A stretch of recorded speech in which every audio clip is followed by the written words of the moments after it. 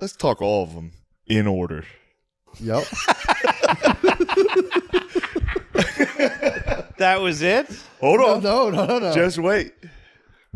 Let's talk Washington, Adams, Jefferson, Madison, Monroe, Adams, Jackson, Van Buren, Harrison,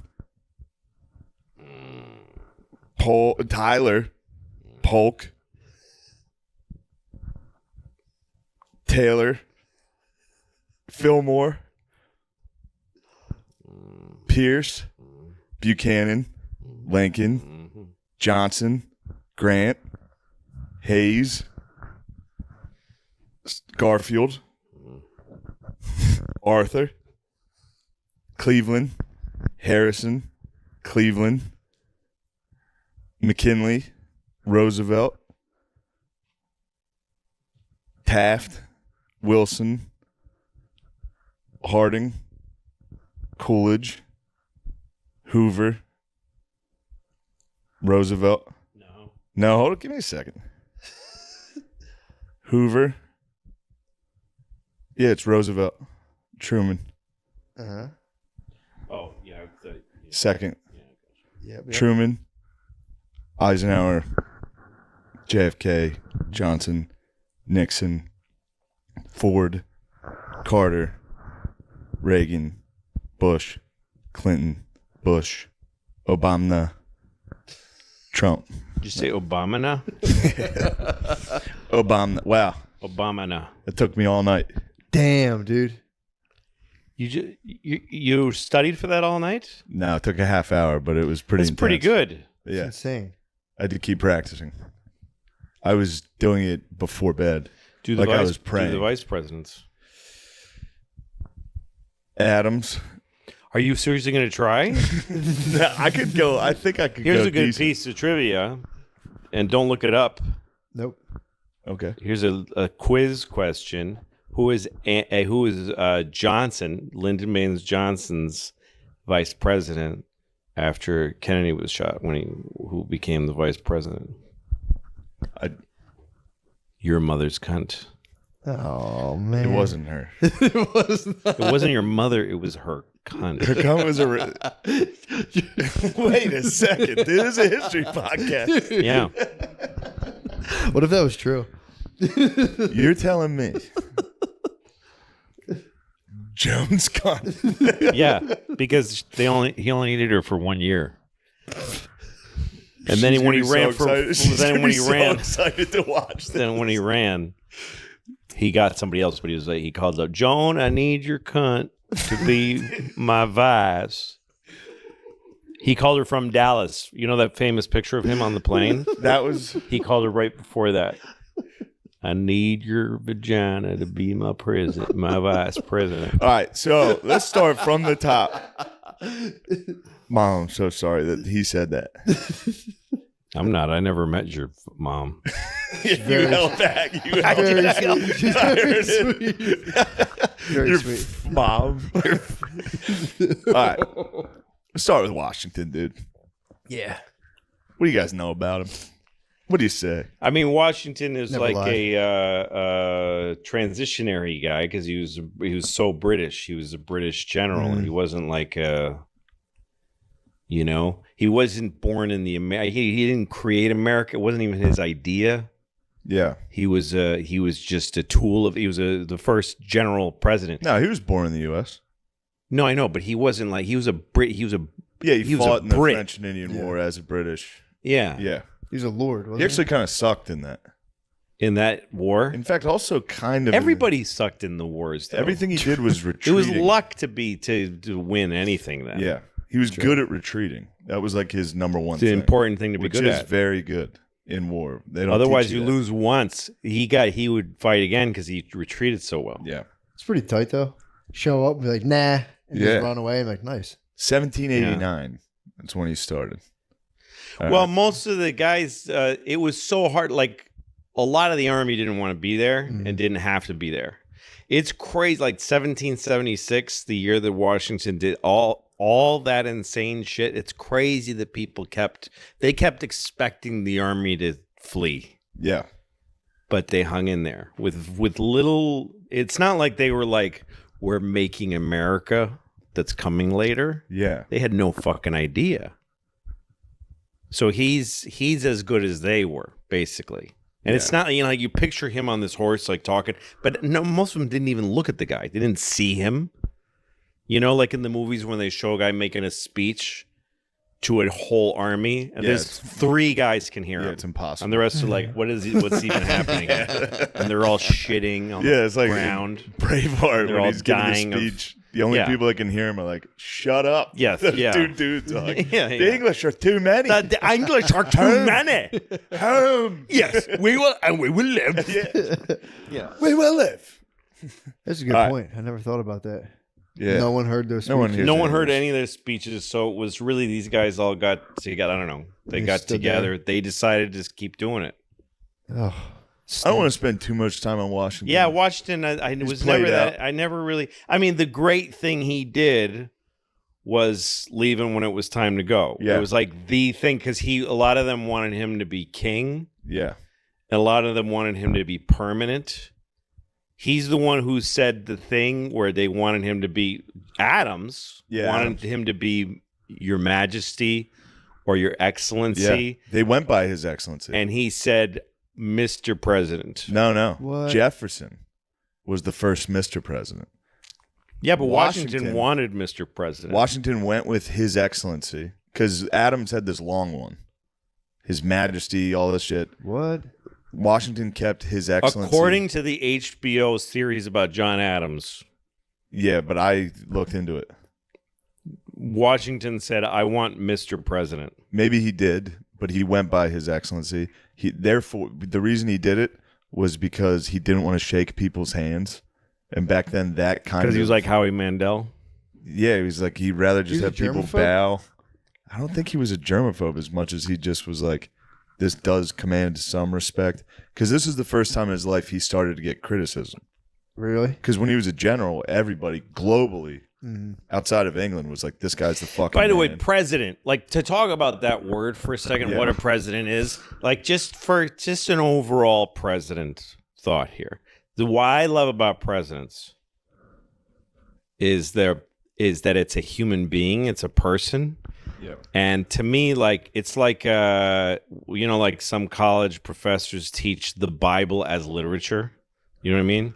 Yeah. Like they don't teach the Bible as a religious subject. They teach it as like what it's done for history and what the stories are about, and that kind of thing. I look at U.S. presidents that way. I don't have a political view about any of them. I just think they're fucking fascinating. And president, the word by itself, like your president is nothing. It's not. You're not a leader. You're not a ruler. You don't rule. You preside. I mean, that's literally what it means. Is that there's a whole group of people that are running the government by the people's will, and you preside. You just happen to be there. It's like in the Senate, whenever they show people in the Senate speaking, they always say Mr. President over and over again, and they're speaking to whoever is presiding. It's never the vice president is literally the president of the Senate, but it's whoever takes the chair that day. Who's presiding? It's an incidental title given to an equal who is chosen for that minute to preside. That's what I like about it. That's what I like about how they framed it. Yeah. When did they set term limits? I didn't even look into that because he just left. Right. He was the first one to go. I could stay, but let's get this I'm done. going. Let's get this started. Yeah. There's some famous moment where he was speaking to the Congress and they were trying to get him to king himself.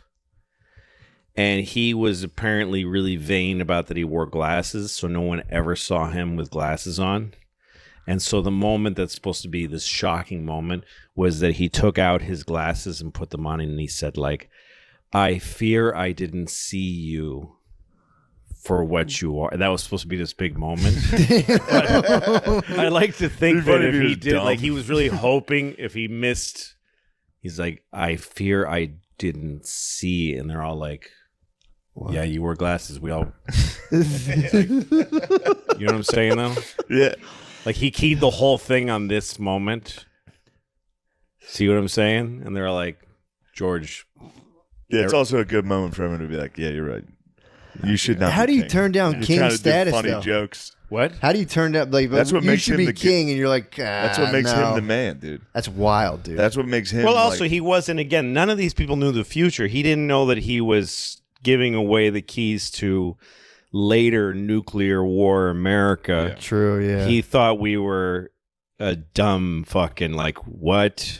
yeah, and these were all Yeah. separate colonies. Like, True, if Louisiana became a separate nation, the first president of Louisiana might be like, you guys, I'll do one term. Yeah, I'm It's done. good.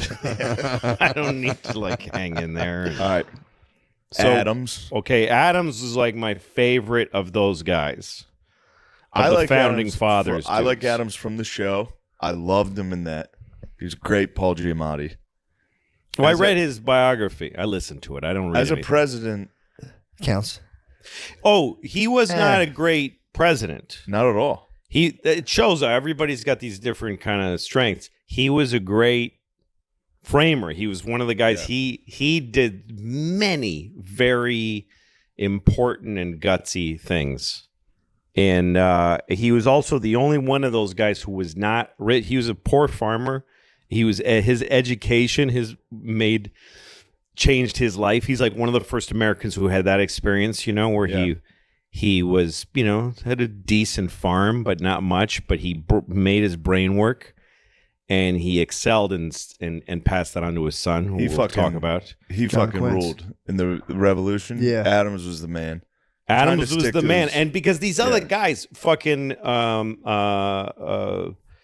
Benjamin Franklin was just a giant perverted asshole. I loved him. Oh, he was great. And all these guys Yeah. are great. I'm not judging any of them, but he was of limited use because he was intrigued by America, but he didn't give a shit. Yeah. He never would have shed a fucking any blood or sweat or tears for the country. He just was interested and he had a huge brain. So he'd lend it when he felt like. He was also full of shit, like he was supposedly invented electricity, but some other guy, he saw a guy in his own autobiography. What? Hold on He a saw second. he I never just watched faked Ken anything. Burns on him. I'm pumped on him right now. Okay, so he saw a guy do the kite, What? and he was like, "That's cool," and he paid the guy for like the license to the gag, and he got one of his sons to do it, to go around doing it for money. It was just a thing that he picked up other people's ideas, which is its own thing. He also, all of his inventions he would never patent, which is Really? pretty sick. He was like, all my inventions are for everybody. Yeah, he was Tight. for what do you call it? Open source. Open source. But yeah. he did get a little jealous because all of a sudden, because he was the man. Yeah. He was the American that everybody loved. Be And frank. then Washington became the The man. general. Like the French were like General Washington's the guy. So he got a little. He was a fame hungry. Did you ever read his Yeah. autobiography? No. It's amazing because he has no judgment of himself. So he's the only, like a lot of people that write autobiographies, it's kind of careful. But like he tells this story about he was living in London and there was a guy who worked for him, kind of like a half tradesman kind of guy who he befriended. And the guy had a woman he wanted to marry, a maiden, but he didn't have a position and he didn't have his own home yet. So, and his mother didn't want, I don't remember all the logistics, but it was that that he asked Benjamin if he could move his wife into his house so that they could marry. And he said, Yikes. sure. And he said, and she moved into my home. And then I took it of my pleasure to, Fucked her. to partake of her sexually, and she spurned my advances, so I threw her out, and that was the end of their marriage. And I never saw him again. He was real upset, and I never saw him again. But I know both their lives were destroyed. And then in May, I met this other guy. Like, he just talks. He did awful things to people and didn't give a shit. Yeah, there's some pretty sick quotes about slavery too. That he was like, I am racist. Like, he was one of the first if not the only founding father to like constantly be like, I am bigoted. Right. None of them, everyone else was like, this is the law. Everybody was like, Ben, Yeah, shut the this is Yeah. it's economics. You're trying to It's fuck not. this It's not up. about He's like, race. And he's something's like, oh, it's wrong. totally about race. Yeah. Yeah, they were writing the Constitution like, look, our hands are tied. We can't do Dude, anything. they had to about break it. it out. We can't do So anything. he was when he showed focus, he was of use to like the revolution, and the same with Jefferson. Jefferson was like a depressive fucking freak, and so he would just like leave Washington. He would just go like, my wife is dead, whatever bullshit, and he would get on his horse and just leave because also he was a man of great wealth and he had his life in Monticello and in Virginia was, we'll get to him, but the point is that Adams was just a doggedly hard-working. He was the only one who worked constantly, Yeah. and it was really the three of them in Madison, but he was the guy who did the hardest work to get this shit started. Yeah. He also apologized for cursing. Adams? In one of his things, he's like, I lament to admit that I sometimes cursed, which I feel shameful about. Also, when Adams did his did the Constitution of Massachusetts, the Constitution of the Commonwealth of Massachusetts is like the most liberal document in the world because Adams was like, he's like, I'm going to get it right. Everything that I couldn't get done in the American Constitution, I'm doing in this. And there's stuff in there about Jews having rights. There's even something about gay people in there. Like he was into like wow. gay rights, Jews. Back Pretty then, gay back then. Pretty gay, pretty Jewish. It's gay to be a gay Jew. It's gay to be into Jews. Dude, To be into Jewish rights in the 1700s was gay. those parliaments must have been Undeniably gay. Undeniably crazy gay. back then. Like, I don't know, what about Jews? People are like, get the fuck out of here. Yeah, It's what are like, you come talking on, about, guys. Jews? Back then, they have Stop. a room full of dude in powder wigs being like, boo. Yeah. And the Jews looked exactly that they looked the same as they do now. The big black coats, Exact same outfits. same outfits, same. Hold on, I got it. What Adams did while he was in office, he was worried that his logic was another country could just come take this at any moment. So he came up with the Alien and Sedition Act, which meant if you talk shit on the government, we can jail you. So he started arresting journalists. He started Well, immediately- he was the first liberal who got befuddled by guys. Back then, it was another Democrat. It was Jefferson. Yeah, Going like whatever it takes to win. yeah, It's always been like the different parts of American democracy, the different kinds of people, the people who are like, we got to get this right. We got to sell our good ideas and convince people we're right. But then the other guys who are like, we just got to take office. We just need to win. And nerds lose that fight. Adams was the first one-term nerd president. There's a few of them. yes. You're exactly right. Bush the first is another one. He's to a me. one-term guy. He was from 97 to 01. Yep. Let's move to Jefferson. Jefferson. He's number 3. That's 01 to 09. He was a two-term guy. Adams was a Federalist. Washington was obviously independent. Jefferson was a Democratic Republican. He was the first Mr. President. Right when he got in, the French and the British started going to war. So everybody in America was like, fuck England. Also, France just helped us. Yeah. Fuck England. Let's join it. And he was Although the he only loved the French. He loved the revolution in French. one. Yeah, he did. The Adams didn't because it was bloody and horrible. He didn't like the French. He didn't, and Jefferson loved the revolution, and he had all his friends over there. He spent a lot of his life there. Yeah. But Americans started being like, fuck England.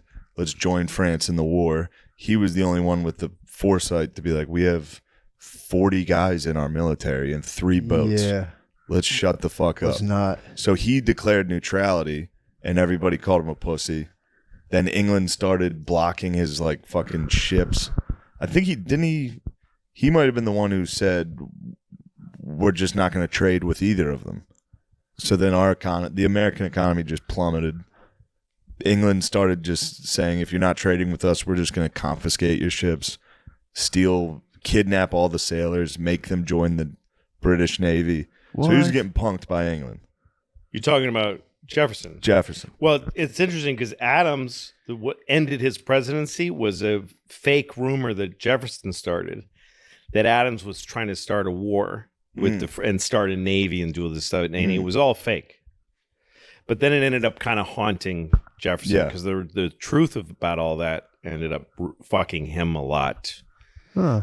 One thing interesting about Jefferson is because he's so famous for having had a slave and having had like 50,000 slaves, or whatever, that not that many, and having had children with his slave, and I don't think he ever even gave her freedom. He didn't free the kids. He didn't free a couple. I think he freed a couple. Freed 2. Yeah. And the rest he kept enslaved until he died. And what was interesting about them, damn, he did the ultimate because I said so. Is so like, Dad, can I stop being a slave? He's like, no. I said no. They were like white. Really? His slave children, the woman that he Sally. had kids with, Sally, was like half white.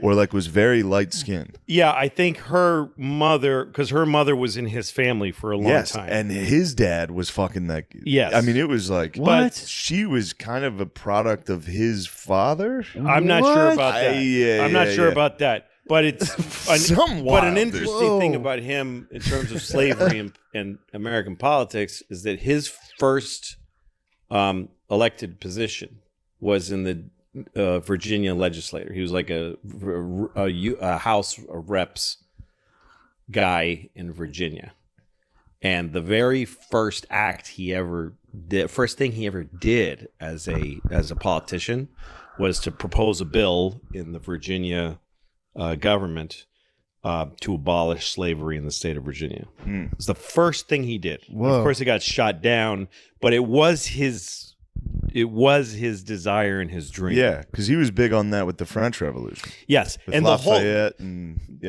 yes, and all of these early guys wanted slavery out, but there was no way the South was going to do it. Yeah, and they wanted the Southern because the choice was to have like just 2 countries or 4 countries over here. Or have a unified country and just deal with it. Yeah. We're going to have slavery, but create a framework where in the future, when it becomes possible, when things change, when things get more modern, we can get rid of it in the future. And I could be wrong, but I think the North had abolished slavery early, like 1806, which is while Jefferson's in office. I could be wrong. I don't know. It was around the exact same time as England. In fact, maybe before the North. We were right.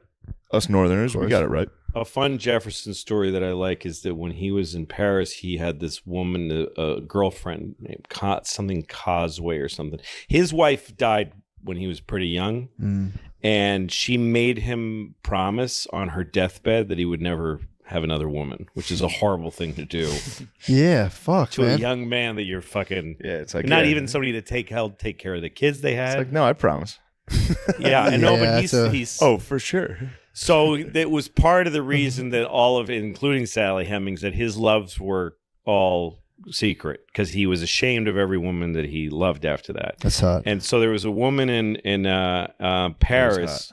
She was a British painter, and her husband, she was a woman, she was married, but she was a painter, and she fell in love with Thomas Jefferson, and they were very much in love with each other. But then the way they broke up was very funny to me because he wrote her these beautiful letters. She was in love with him. He was in love with her. But then the French, when he was leaving France, they wanted a great portrait of him to put in the National Gallery. And they said to him, you can choose any painter in the world. And he was like, no, I want, a real guy. He picked like a guy. And his girlfriend was like, why not me? And he's like, baby, come on. I mean, like, you're good. You're good, but you're not like fucking grown man good. You're not like fucking, I'm not for history. True. These guys were that's the weirdest thing, how history they were like knowing they were going to get sucked into history, which is crazy to think about. So here's a good one because we got to speed up. Yeah. Yeah. So he goes over. So Napoleon's in there in France. Yeah. Post-revolution. This is the Louisiana Purchase. They sent James Monroe over. That was his bro. He goes to France. They thought they were negotiating the sale of just the port of New Orleans. This is all thanks in part to the fucking Haitian Revolution, which fucked France. Look into the Haitian Revolution. Yeah. It rules. He gets over there. Monroe finds out, they're trying to sell all of the Louisiana. Like, it's from New Orleans to the Rockies to Canada. It's huge. From the Appalachians to the Rockies, basically. And they didn't have time to consult Congress. So Thomas Jefferson just bought it on the spot, which he was like, I abused the fuck out of my power. And that was his whole thing, is government should have no power. Yeah. He was against any federal... Well, that's what Jefferson's whole life was, like, doing fucked up things and then saying nobody should be able to, like, say slavery. He's like, people that need to stop having slaves. He's fucking a slave, and it's like, somebody's got to put a stop to this. We got to stop this. Somebody's got to stop this. Somebody's got to stop fucking these slaves. Yeah. Well, Louisiana... I wish it could be me, got 6 kids. But I need to fuck this one right now. Those arguments must have been crazy, dude. All right. But yeah, that was big because that secured the southern port. Then we had and Monroe was Secretary of State. Monroe, yeah. And then wasn't he the Madison. Madison's next. Because usually the Secretary of State would end up being president, vice president at this point. Although who was it? Was Jefferson Adams? Jefferson was Adams's vice president. Yeah. So that's 2 straight vice presidents. Then we got James Madison. He was a dork. Yes. He was a huge dork. He was a nerd. He was a frail, nervous, think Gerbies. What? He was Gerbies. Really? But this is sick. So basically he had they said his lady was the first lady, Dolly Madison, that was like really like, they would have parties at the White House. They would like try to get... And also he was Jefferson's mentor. He was another guy like Adams who was there all the time. Yeah. He was like a worker. He kept shit going, and he would write Jefferson and say in France and go, "Can you fucking come home and be president?" And Jefferson would write back and go, "I am just enjoying Paris, and I don't want to do it." And then he would float in and just take the fucking big job. And Madison gets 4 years, and people are like, "Dude, you're boring." No, America has never liked nerds. Madison gets 2. Don't touch me. Don't ever put your fucking hands on me. I can't touch your shoes out of respect. Fucking hands on me. I'm gonna grip you up. God damn it. Hold on. So Jefferson was shut the fuck up, guys. Shut up, guys. Sean, get out. Sean, don't look at me. So Madison takes some of the flack because everybody was calling Jefferson a pussy for not fighting England. So he's like, you know what? Fuck it. Let's do it. What? So America just declares war on England. He nerd raged. On England. England immediately marches down and burns Washington, D.C. Burns it down. They burnt the White House immediately. He spaz cried. But he spaz cries. He's like, nobody's going to call me gay. But then everybody always acts like we lost 1812 just because they burned that shitty White House. Yeah. So first off, Washington, D.C. was a swamp. It was literally a swamp. It was a shithole. No one lived there. War of 1812, we fucked England up. Fort McHenry, the Star Spangled Banner, all that shit. Battle of New Orleans, we smashed them. Battle of New Orleans was, what's his name? Jackson. Yeah. And they were fighting the Battle of New Orleans. The war had been already over for a while. Oh, really? Yeah, the war was already settled. They fought the treaty was 1815. signed. It was in January of and 1815. He was still fighting. Yeah. Once you get to Jackson, he's wild. Incredible. Right. So first Trump. He was the first Trump. Yep. So all of a sudden, America, that's our first war as a country. Yeah. So now America is not before just that, colonies. because England was just taking pot shots. England would just park a ship outside of like a Baltimore or whatever, and just start heaving fucking fireballs for no reason. Like do you know Hudson, New York? It's a town on the Hudson. It has a weird maritime feeling to it. It looks like Nantucket. And that's because it's all people from Nantucket. It used to be this little whaling village in Nantucket. And in the 1810s, the British would just park a ship and just set houses on fire for fucking fun.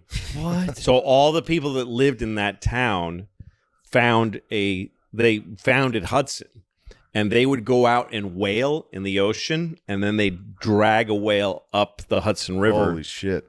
And they would slaughter it and then send it down the river. It was a great way to send whale meat and oil down to here, New York City. Yeah.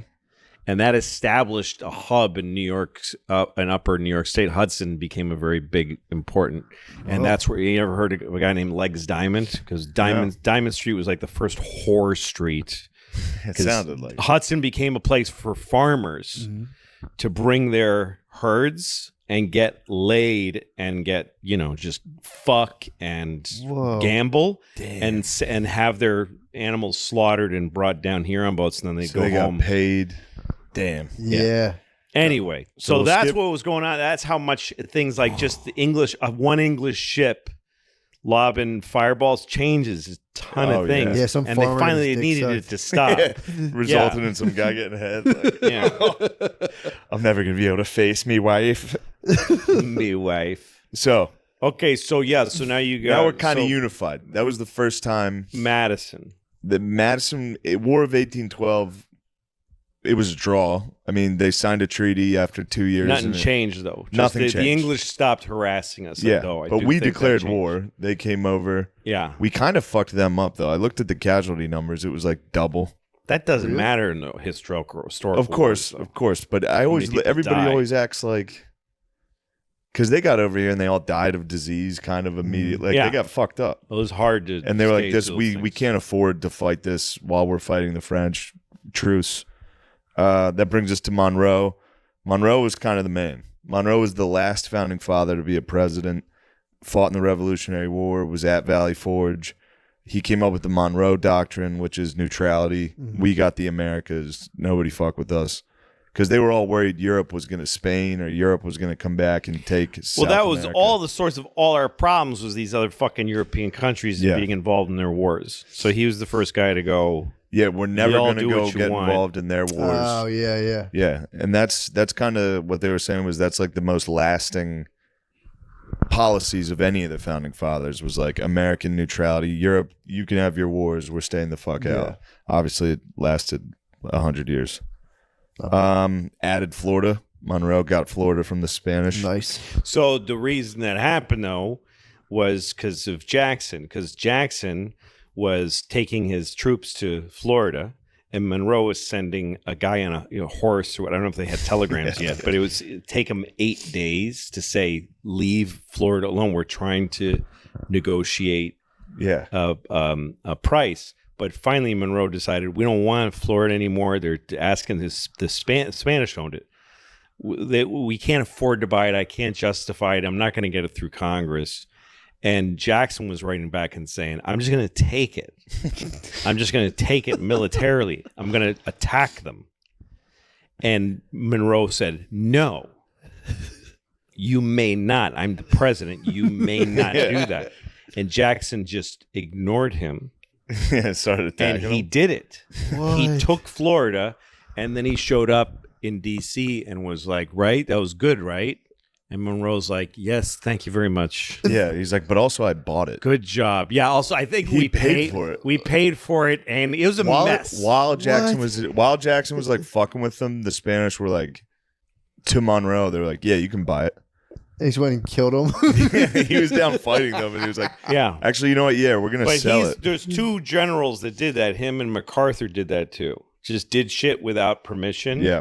And then showed up and said, right, Mr. President, wasn't that the plan That was all pretty along? And he good. goes, like, yes, it was the plan all along. Whatever you want. Whatever you want. So you got that, but this is interesting because Monroe is the first part that this is where the slavery issue starts to take real issue because it was the Missouri Compromise. So Missouri was becoming a state; it was another slave state, pro-slavery. Yeah, so every So every time they added a slave state, they'd have to add They a had free to add slave. a free Oh, one to really? make sure it was balanced. Yeah. So that's when we added Maine. Missouri got to be a slave state. That's it for him. John Quincy Adams. Yeah, so John Quincy Adams was Secretary of State. John Quincy Adams had a big role in Florida. Yeah. And he had a big role in that compromise. That was a big part. He was a statesman. John Quincy Adams, fucking fascinating guy. I read his biography. The thing about him and his father is that they wrote copious, really long diary entries, so we know a lot about those guys. But he traveled with his father to England. He was like the last link to the Great Revolution. Yeah. Because he was with his father wherever he went, and he took him to France. He ended up being a diplomat. He was the first American ambassador to Russia. He lived in St. Petersburg, Russia.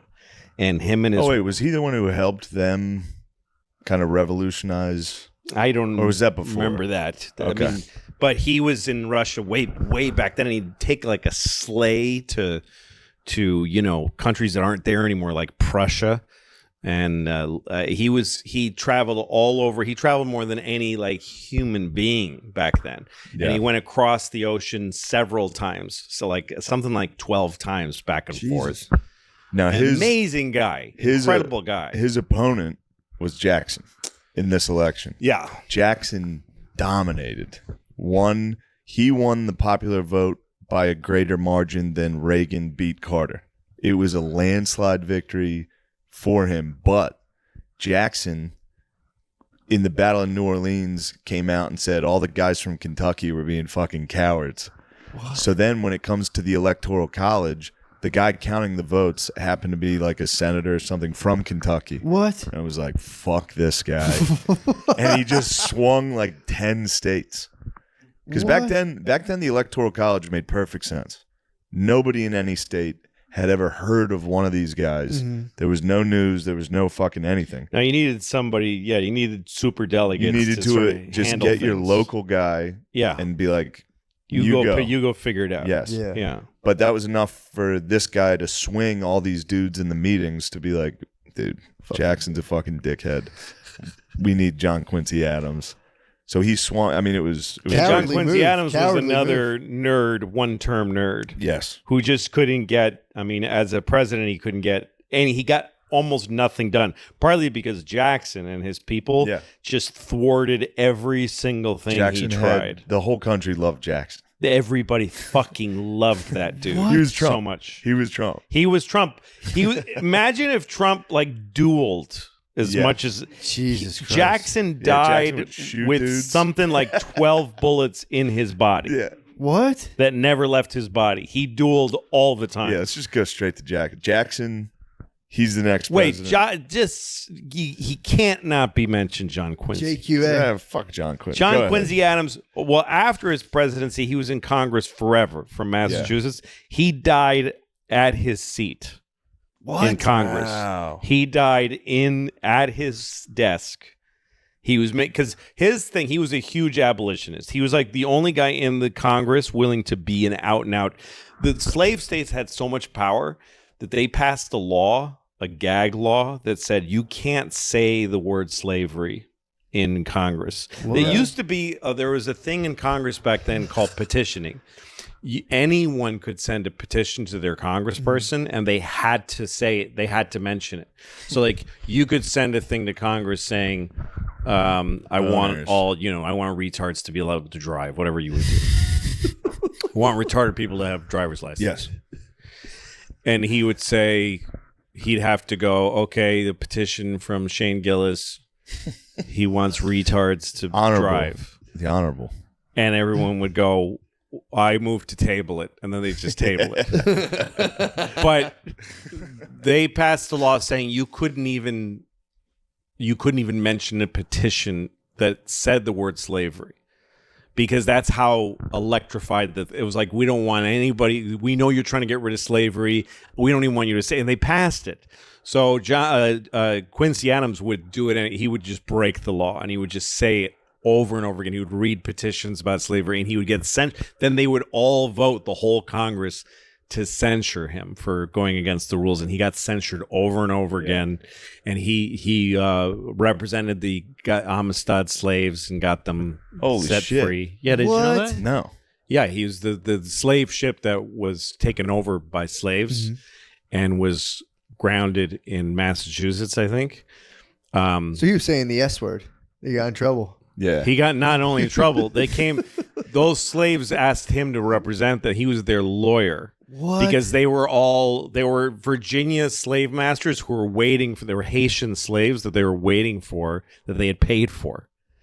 But he found a way it wasn't like a slavery is wrong trial. It was, you guys don't have a receipt trial. It was like, you ain't got the paperwork, go fuck yourselves. So they were free. But he died. He was in the middle of a big impassioned argument. He was yelling and he had a heart attack. And he died right there with the whole Congress around him, watching because people loved that guy. Yeah, he was a great guy. He was the first president or former president to ride on a steamship, and he used to ride on the steamships with a blanket over him, and folks would surround him. All the passengers would surround him, and he would just tell stories. He was a great guy. Yeah, that's pretty cool, man. I didn't know any of that. There's just a part of me that liked Jackson. Jackson's great, but I mean, and again, to me, I look at all these guys. I evaluate them as characters. They're all great, amazing characters. They all did awful things, of course. Yeah, but I mean, Obama fucking bombed, fucking weddings. Obama. But yes, Jackson was a crazy but shrewd. A great thing about Jackson was that his inaugural party in the White House. Yeah, this is wild. They stormed the Capitol. He invited everybody. That's exactly right. He invited everyone. He said, anyone that wants can come. No invitation needed. It's the people's house, and the house was crammed with common people getting drunk, stealing shit, destroyed, and the they whole wouldn't place. leave. And there's a honor code in the White House. You don't ask someone to leave. You don't ever throw anybody out. So they couldn't get them. Like, days went by where people are shitting on the floor and raiding the fucking pantry and just fucking people and whatever. What? And so what they did was they got huge kegs of beer and they put them on the lawn. And they said, "Hey, come out. Let's drink under the stars. Let's have, And they invited them out for beer on the lawn, and they all came outside. And then they locked the doors. That was how he was a people's president. Yeah, like he was there the first populist in his first guy. Yeah, first one to appeal to the common person. Yeah. There was an author, English guy. I read his biography of him, and they have one account of an English traveling writer who would write travel logs. And he was in Washington, and he thought, what is it like? Can you meet the president? And he just walked. There wasn't a fence around the house. Yeah, people just could walk in. And so he just walked to the front door, and he knocked on the door. And a butler came to the door and said hello. And he said, I'd like to meet the president. And he's like, is he expecting you? He goes, no. And the butler's like, all right, well, come in and sit down. And he went in. The guy waited like 20 minutes, and Jackson came out of his office, which was like full of people. And he said, I'm in a pretty important, like, who are you? Yeah. And he said, I just wanted to meet you and say hi. And he was like, all right, can you wait an hour? And he's like, sure. So he went and whatever, fucking signed a thing to kill all the Indians. Yeah. And then he came and had sandwiches brought, and he sat with the guy and just talked to him for an hour. Damn. He also he was the first president, I think, to ride on a train. He took a train. He was the first one to do this, that he went all over the country. Yeah. He went up to Maine. Presidents never travel. He was the first guy to do that. Like, he thought people should see the president. People should have contact with the president. The Trail of Tears, he flubbed that one. Yeah. Flubbed. He nailed was a bit of a flub. He did do exactly what his goal was. He did what he tried to do. You fucking flubbed. That was a bit of a flub. He was not. He didn't make mistakes. I looked it up. I don't know if they had slaves. Yeah. The fucking dudes on the Trail of Tears, they were like we got to bring our slaves. If slaves are available, folks get slaves. That's just the way that goes. I couldn't believe it. But when he was peaceful yeah, natives. yeah, that's what the part you don't hear is like the Indians are like, you know what he did to us and what he did to our slaves was even Our worse. slaves had it real bad on the Trail of Tears. I mean, tell me about it. Yeah, but didn't they like share everything with their slaves though? I don't know. Yeah, they were way better. It was egalitarian. like real peaceful. It was egalitarian, dude. They were some of those good slave owners. The natives. There is some story from some big chief went to the White House to meet with Jackson because Jackson was very honest. Yeah. He didn't underhand ever. He didn't play politics. He did horrible things, but he just went ahead and did them. Like there was a slave revolt during his presidency where they took over a fort. The slaves took over a fort and just said, we just want out. We just want to be taken to the north or Canada or whatever. And so he just got a bunch of cannons and just lit the whole place and killed them. Bombed them. He didn't fucking care. So some famous, like a name you'd recognize, it wasn't like Sitting Bull, but it was some big, all of the Indians, all the tribes chose this guy to negotiate with Jackson, and he went and talked to Jackson, just the two of them, and he came out crying and said, "What? We're in trouble." Yeah, he says, "We're not. This is gonna go bad. Oh, it's gonna go bad." No, he just had his way of thinking about how it was gonna go. He's like, "No, we got to clear these guys out of here." Also in line with Trump, he was like, "This is where the term mudslinging starts." Yeah, it was him and John Quincy. Their election or their debates and shit was.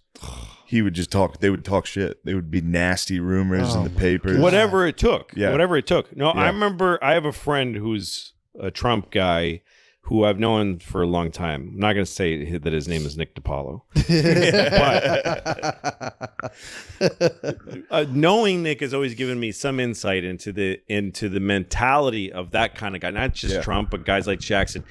I remember once I was with Nick and a lot of people, and he was and like three Democrats were yelling at him, and he was starting to say crazy fucked up things to them. And at one point I'm like, Nick, you know that's wrong. And he goes, it's 3 against 1. like what do you want me to do? Like he's in and it gave me and then it brought me back to when I was like 19 and I was friends with Nick and we were comedians in Boston. And there was a pinball machine we really liked playing at this one club. So we're playing pinball against each other. And when it was my turn, I was starting to beat his score. And he just put his hand over my hand so I couldn't flip. And he just looked at me like this. And I'm like, really? And he goes, yeah, I win. I win. I don't care. But Jackson, was big too. Jackson was the first. Yeah, he was a football player. Yeah. College football player. Jackson was the first president to go like, fuck you, I'm winning. I'm winning this. I don't care what happens to you. Jesus. We're gonna, you know. So he also, one of the big things with Jackson, he vetoed more bills than every president before him combined. Nice. He hated the banks. He like went to war. It's crazy that he's on the 20. Yeah. It's like a joke because he hated the idea of a central bank. He hated the idea of a treasury. He thought that it should just be folks have their money, use gold, and you trade. And he wanted. So I think the U.S. Bank at the time, I think it was called the United States, like the Bank of the United States, was up for to be renewed. Mm-hmm. And he just happened to be the president, and he vetoed it. Yeah, and it was a thing you don't veto. You can't veto it. No, but he vetoed it. So then the next guy, we'll get to him, is his vice president, Van Buren. He takes over. Mm-hmm. He takes over a completely destroyed economy because he vetoed the bank. That's the way it goes. Cool guys. Yeah. America is made of cowboys and nerds. So you got cowboys who show off and who show what kind of people we are, and then you have nerds who actually get things done. But the cowboys get the credits. Yeah. Then nerds get fucked every time. He got fucked. His nickname was Van Ruin. Yes. He had a lot of nicknames. Like, old Kinderhook. He was another total nerd, and everybody hated Van Buren. He was like a little fucking... Yeah. He was supposed to be, I think, he was one of those vice presidents that was supposed to be a link. Like, because Jackson was the man in the South, kind of, or wherever, and they were like, let's get this dork to. He was from Kinderhook, New York. He was his Pence. Yeah. He was Trump's Pence. Yeah. He was. The legend is that he was one of the first people to have pamphlets, like a lot of pamphlets, like the press. Like the mass press started to get big. So his pamphlet was because he was called Old Kinderhook because he's from Kinderhook, New York. So his thing was OK, and it was the check mark. Oh, nice. And that's where people say that OK comes from. What? Yeah. Because it was like his thing was you OK with a check mark. That was the point. It was like vote for Old Kinderhook. That's the thing. That's the thing. When you look into this, that's where all of our shit comes from. Yeah, that's nuts. It's all of this. All right. Well, you got to speed up because this one's funny. Van Buren sucked, whatever. Yeah, he's Here comes Harrison. He's the next guy. Everybody called him Old Granny because he was too much of a geezer to run. So on his inauguration, he was like, I'm going to prove to everyone how tough I am. Yeah. It was freezing cold and raining. He had like an 8,000 word inauguration. Yeah. He got pneumonia and died. He died. He was like a few months. He died immediately. Like shortest term. Died. Damn. Shortest term. Didn't have a minute of acting as trying to president. prove he was tough. Got sick the first day Died immediately. and died a few months later. What? Yep. G. That brings us to Tyler. He did nothing. Tyler was His general, party abandoned right? him. No, I'm thinking of Taylor. He was Harrison's vice president. So he Harrison stepped down. dies. The one thing he did do is set the precedent that the vice president stays as president. Nice. So everyone was like, "What we don't know what to do here. The president's never died. Do you take over as an interim guy until we find a new guy?" And he was like, "No, I'm just the president." I'm the president. And enough that his party hated him for that. So his own party abandoned him. They didn't Why? put him up for re-election. Well, because they thought they should wanted to choose another guy. They wanted to be able to put a another stronger guy. Yeah. So he stayed. He had no parties supported him. He got nothing done. He was never up for re-election It again. must have been awkward. That brings us to our guy, though. This is who I wanted to get to. Polk, dude. Turns out Polk's the man. Really? Yeah. I know nothing about Pope. No. He was one term because he was a dark horse out of nowhere, and he promised everybody in his party, I'll only do one term. That way, some of you guys that are good, that are getting ready, you can take over. I promise to do one term. When he was running, his opponent's slogan was, "Who is James K. Polk?" Like, people were talking shit. As soon as he got in, oh, this is good. He was a tiny guy. He was 5'8", which was like, That's really small. yeah, he was 5'8", and when he got in, his wife was the one who came up with, they got to play Hail to the Chief every time you come in a room to give you some respect. Give him a little, Yeah, so that's why that happens. Nice. So right away, Polk starts going But it was wild. kind of a joke. It's like if a midget walked in. Yeah, Everybody goes, it's just a little guy. no, Polk's a beast. Immediately, he starts fucking with the British about Oregon. So they have the Oregon Territory yeah. out there, which is just beaver hunting. Everybody's, beaver hunting. We're doing a little bit of What do that you in mean? Nash Vegas. What do you mean? It means trying to get pussy. About pussies. Hunting in Oregon for They were in Oregon, pussy. Oregon, pussy hunting. So the British were pussy hunting. The British and Americans were both pussy hunting on the same territory, and Polk was like, "Nah, we're done with that." And he set the latitude and longitude was 54 and 40. So he came out with the slogan 54 and 40 or fight. He was saying that to the British. He was like, "We're gonna It's very fuck you catchy. guys up." True. So he came out with that, and the British. People were really into They loved latitudes and longitudes. They were. back then.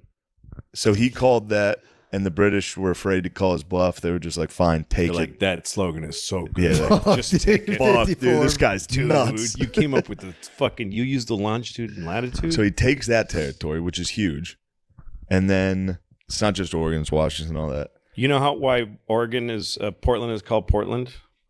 I bet you I do. It was kind. Do you? No, it's not. It was going to be Boston What? because the two guys. Is it Lewis and Clark that? Yeah. Yeah. So one of them is That from was Jefferson. Give One him of them credit is on from that. Boston, and one of them is from Portland, Maine. And they both wanted to name it after their hometown. Oh. And they flipped a coin Huh. and named it Portland. And there is a Boston in Oregon. Hmm. There's a town called Boston in Oregon. Anyway, go on. So after he gets Oregon, Yeah. he's like, all right, it's time for me to get Texas. Mhm. He starts fucking with the Mexicans.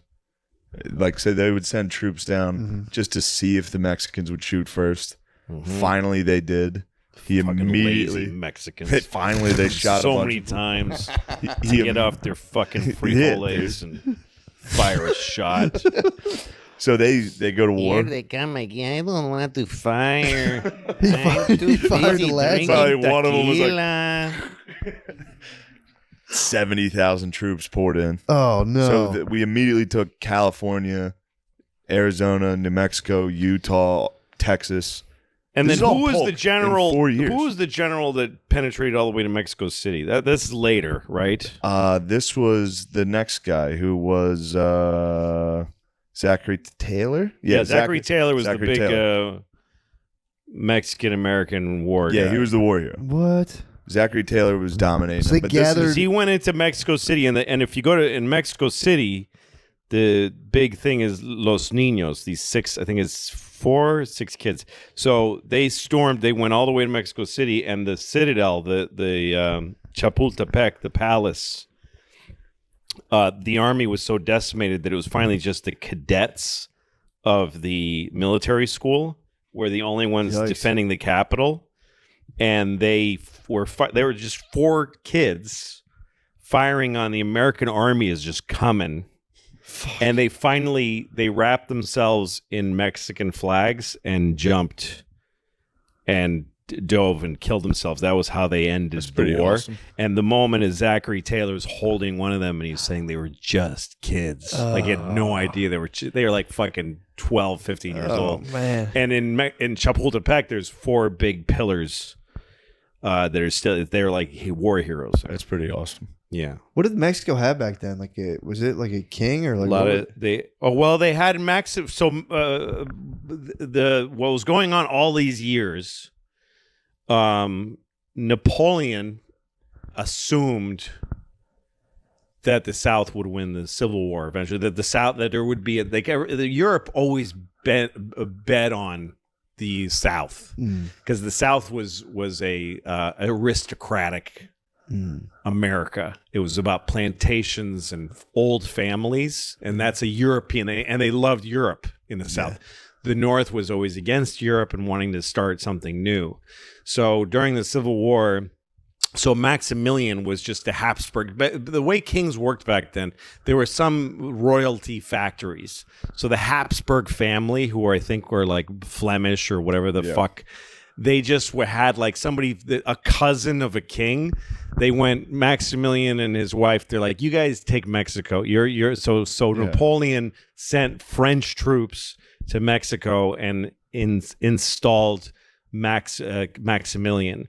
But then Which is what Cinco de Mayo is. yes, and then the Mexicans finally overran, because when we lost the Civil War, when we lost the Civil War, I don't know what made me say that. No, when the South lost the Civil War, Napoleon was like, all right, fuck this. Well, And wait, he just- Napoleon was gone for this. Or whoever the French pulled their well, there was like 3 Napoleons. Oh, true. Right. I think it was a later Napoleon. Wow. Yes. Pulled support, Yeah. and Maximilian they beheaded him. Fuck. They fed peyote to his wife and sent her home. And there's some little village somewhere in like the Netherlands where they tell you like she's gonna come get you, because she would run in the streets. She went insane. She would run the streets screaming.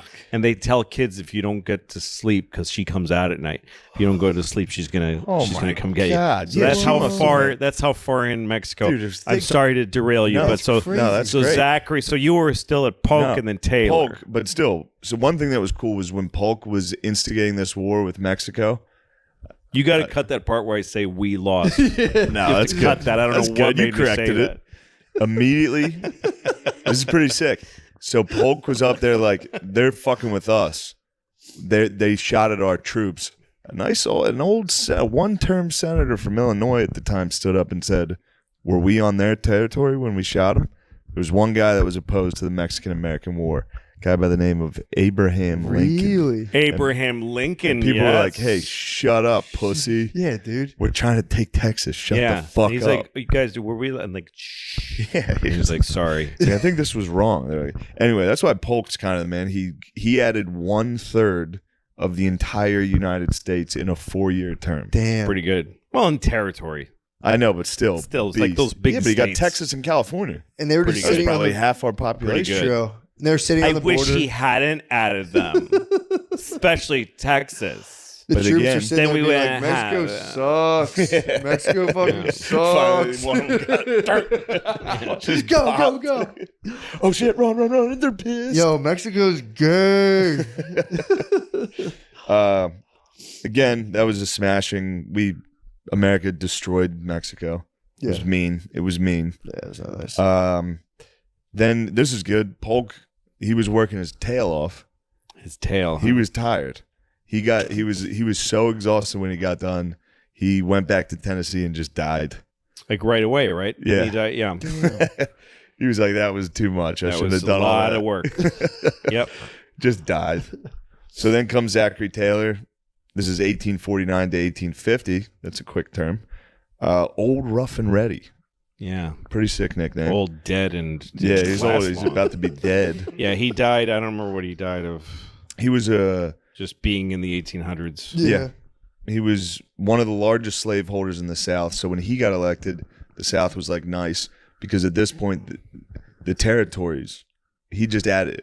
Polk did all that in 4 years, which was sick, but it was too much because now there's so much territory and the slaves versus the abolitionist debate. Every state they had to add.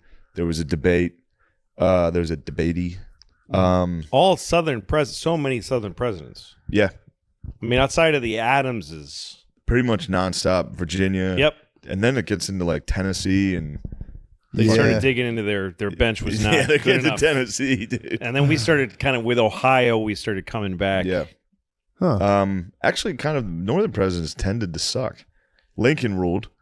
Yeah, but he was Kentucky, Illinois. Yeah. Illinois, Okay, but we'll from take that one. which I always state? forget one. I think he was born in Kentucky in a log cabin in Kentucky. And then he was Then he was the Then he moved to Illinois, Illinois. yeah. Who fucking knows? There's no Yeah. way to know. We weren't right about Nobody half will these. ever know We were or never read. correct about half these facts, but we're having fun. Oh yeah, I could be. I love Yeah, just who cares? acting like I know. It's great. So one thing, Taylor gets in there. Everybody's like nice. Everybody in the South's like nice. This guy's pro-slavery. He gets in. He tends to start actually leaning towards standing with the North. This is all leading to the Civil War because like guys like this start fucking this up. As soon as he says we're going to establish or abolish slave in the Western territories, South Carolina says they're going to succeed. Taylor says he's going to fucking hang everybody down there if they do it. What? Yeah, he didn't react well to this Yeah, stuff. no. He wasn't like, let's talk and send it Yeah, he over was like, hang there. you we're guys. gonna fucking He would hang just all of say you. that, and then they're like, "Are you?" And he's like, "Well, no, but I'm gonna hang a lot of you. the problem with tough talk." Yeah, This is how he died. What did he do? So What he happened? went. This is his by doing first a term. podcast about. All right, go ahead. How did he die? He went to Washington D.C. for Independence Day, and he ate too many cherries and milk. What? Because, like I said, it was a swamp, so there was like a cholera That was like outbreak. the old Pop Rocks and Coke. Yeah, he had cherries and frosted milk, and, And that was he it? exploded. Damn, it must have been delicious. By the way, you know how many there were 4 presidents? When you think about the fact that 4 of them were assassinated, Yeah. 4? Well, successfully. Yeah, I so hear you. 4 were killed, Shot, yeah. shot and killed. Yeah. 4 out of 40. There's been 47 presidents. 10%. Wait, hold on. How many got shot and killed? It was. I don't think they got shot and killed. Yeah, 4 were shot and killed. Is it Garfield? See, No. this is where I stopped. A guy with a G. It's either Grover Cleveland or Garfield. One of those two was Yeah, shot he and can- killed. Yeah. McKinley shot and killed. JFK and Lincoln. Nice. 4 shot and killed. Reagan fucking Close. badly shot. Yeah. Roosevelt, Teddy, shot in the chest. Bull. But had a thick piece of paper with his speech Fuck, and a that's so glasses cool, case. man. Finished the speech, dude. Yep, finished the speech. Got shot. Was like, And somebody shot at Andrew Jackson. Yeah. you got it. And he had a cane and he beat the shit out of the guy. Almost beat him to death.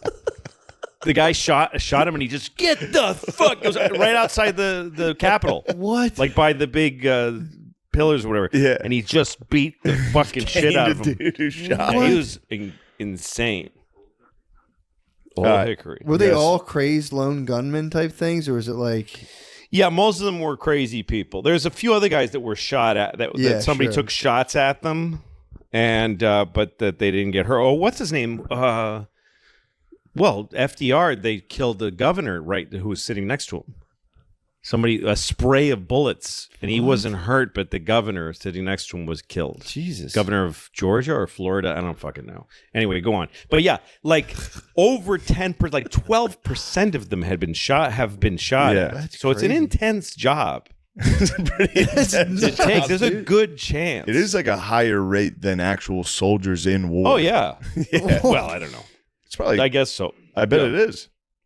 Might That's be. fucked up. Yeah, because in like regular like revolution shit, it's like 70,000 soldiers, 2,000 dead. What's crazy Shit is that, like that. But before it used to be like when you like what's his name, Alexander the Great and whoever, some kings used to lead, heads of state Yeah. used to lead charges. They used to be the front horse, like going right headlong into an army. That'd be nice to be a Yeah, a guy lot of holding Roman a spear, like, Roman guys did that. And, jackpot. Yeah, I fucking got him. Holy shit! got He's the coming king. right at me. He's coming right Oh, at me. I'm Oh, just fuck! some, I blew I'm it. just some guy. Fuck! I shepherd. missed. Yeah. All right, so now we're at Fillmore. The thing that sucks about fucking Taylor dying is he was like kind of a beast that could have maybe prevented the Civil War that was looming. And then Fillmore was just a schlub. Fillmore was a schlub. He signed. This is where it all starts to fuck up. Every single one of these guys up to Lincoln is just fucking up immensely. He You're just wanted to passing sign. the buck and passing the buck. So Taylor was offered to sign the Compromise of 1850, which was some shit about one slave state, one regular, or they get to decide, shit like that. As soon as fucking Taylor died, Fillmore takes over and signs it. Southerners were mad that California would join as a free state. Northerners were mad about the fugitive slave law. So they both compromised and were both pissed. Fugitive slave law was if you find a slave in the North, there's U.S. Marshals that'll catch them and bring them back to the South. You have to help them get them back. And Oh, really? there were dudes that were just like grabbing black people. Be like, got him. Where's my bounty? So That's how the it was 12 bad. years a slave guy got taken. Oh shit, is it? Yeah, he was a free northerner who Somebody just got just grabbed kidnapped by him. one of those guys. Damn. It was bad. Happened all the time. He was the last member of the Whig Party. They didn't run him a second term. Here comes Franklin Pierce. He was pals with Jackson, son of a Revolutionary War hero. He's from the North, but he was pro-slavery. They thought this was going to work. 2 months before this is crazy. 2 months before his inauguration, he and his family were in a train crash, and the only casualty was his 11-year-old son. Damn. So his entire time in office, he's blacked out, drunk, and depressed. He's the saddest guy of all time. He's not listening. His kid just died. His wife blamed him for the death constantly. She was like, we should have never been on that train. You just had to be the fucking president. Oh, You man. gave birth to him, bitch. Yeah. Shouldn't have to do that. You were on the train. You had fun. Yeah, dude. Fuck. So he's there. During Pierce, they do the Transcontinental Railroad. This is like the real. This is a fuck up for the North wants it to be from Chicago to L.A. or one of those places out west.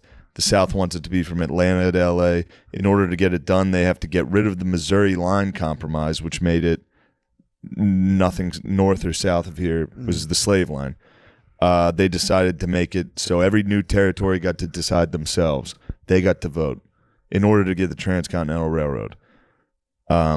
So this opened. Every single thing we did to build this nation ran into this slave problem. Yes. Every single thing we tried to do was like, yeah, but the fucking north-south slave, fucking Yep. slave states, non-slave states. Jesus. We need to build a railroad across. That's the first interstate Yes. thing. The first interstate objective. Yeah. It's the first thing that you need a federal government. It's why the federal government got stronger and stronger. Because every state gets to do their own thing, but you want to take a fucking train from one to the other, these two states have to make a compromise. Yeah. So you needed a federal government to make these. It was like the precursor to union, non-union. They just blow up a gigantic, like, inflatable rat. Yeah. Yeah, it's the other reason, just as general thing, that the federal government became, what gave the federal government power was the states wanting parity with each other.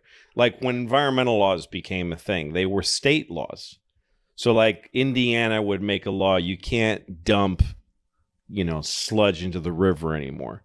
So every company in Indiana has to pay extra to do a better job of dumping their shit and take it to the ocean or somewhere else, ruin somebody else's life. Yeah. But so next door to Indiana is Illinois, and they're like, we dump anything we want. Yeah. And so all the business goes there. Mm-hmm. And so the Illinois company's like, we don't want to dump. We don't want to hurt the environment, but we can't compete with these guys. Yeah. Right? So they would all the states would go to the Fed and say, please pass a law that affects everybody so that we can all do the right thing that we want to do without having to get squeezed out by this guy. Yeah. And that worked until we started doing shit with Mexico and India and China. But anyway, go on. But yeah, so, it was interesting to me. We're at I think Pierce, right? On the Transcontinental Railroad. Yeah. That turns out to be like, that's what started it. I mean, obviously there's a ton of major factors, but that was like a big one because it opened what was called the Nebraska-Kansas Act, which is they got to decide to vote whether they were pro-slave or pro-abolition. So then a bunch of people just rushed in from the north and the south, and they started fucking killing each other. What? It was I forget the names. They were pretty sick. It was like the Free Staters versus the Border Ruffians. This is where John Brown and his son was out there. Oh yeah. They started hacking people with swords to death. Like Jesus. that was it. And Franklin Pierce was like, he did nothing. He didn't get involved. Yeah, but dude, it must have been crazy when you had a bunch of slaves. Like, this is wrong. You had to be like, nah. You couldn't. It must have been crazy to be like, nah, I don't think it is. Well, you just would pretend not to, or you just wouldn't. I mean, you'd see it on the newspaper was faded, and it was like, I don't know that much about it. Just not being able to go down. I'm with okay that to my slaves. I treat them okay. Yeah, they're great. True. Yeah. Right? Tell them. It's like, oh yeah, he's great. Yeah, he was all right. No, it's fine. No, and meanwhile, the North was starting to get. This is getting after Pierce is who?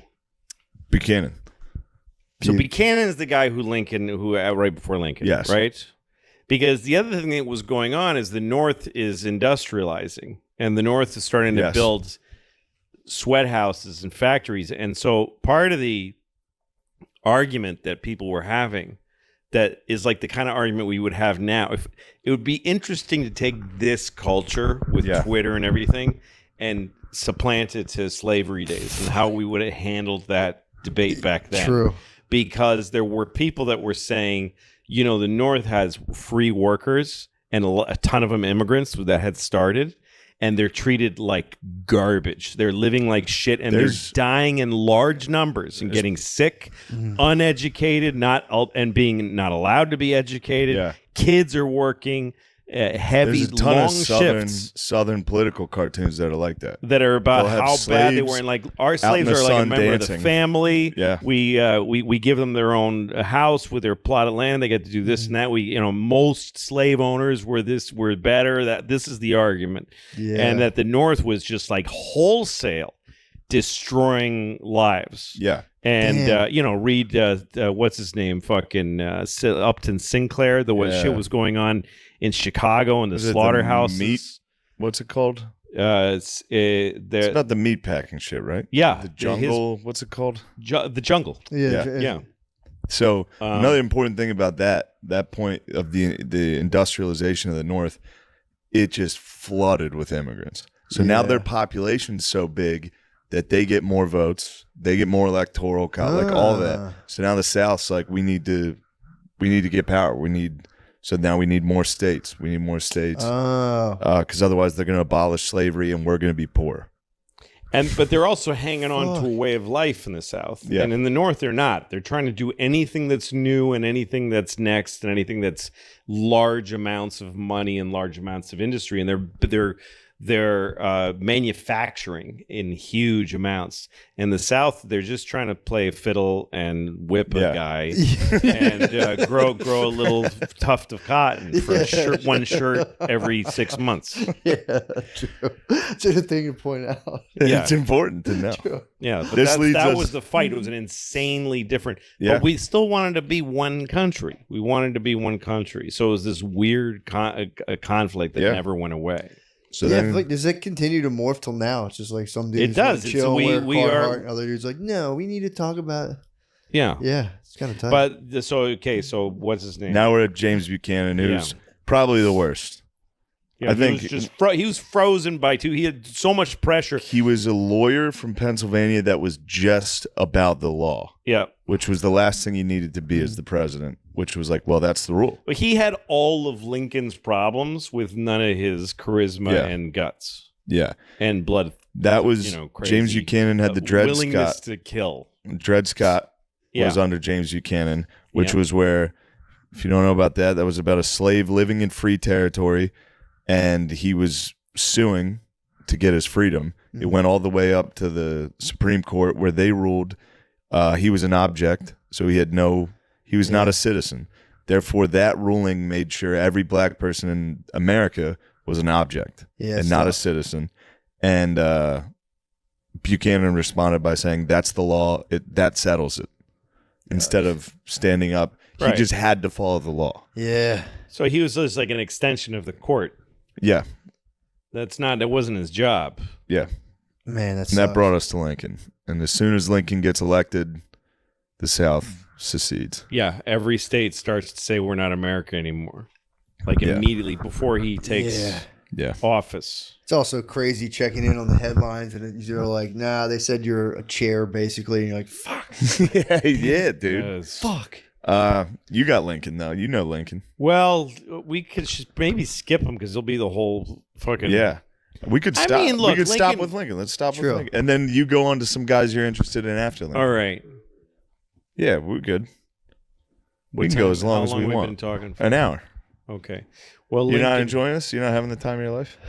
I'm having a great time. I knew you would. This is I'm nice, not right? having a great time. You're not having a great time. No, I'm not. I hate this. Decent time. Really? No, I'm having a good time. How much fun? You decide which one.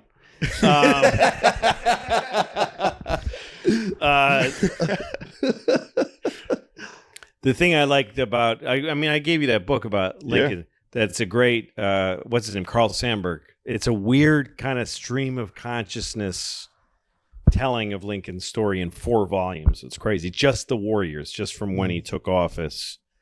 And when he was coming here, there was everything, hell was breaking loose, and there was supposed to be a January 6th. There was supposed to be one. What? There was a plan to stop the certifying of the vote.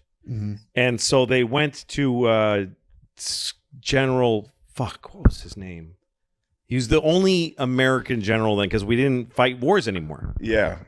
So the army was kind of like not, you know. I think he was the commander. It's a name you just know when you when it hear it. started. Like Scott something. Oh, yeah. Winfield Scott. Winfield Scott. Yes. Perfect. So they went to Winfield Scott, the guys running the government, and then they said, we think there's going to be this thing where they're going to try to stop the...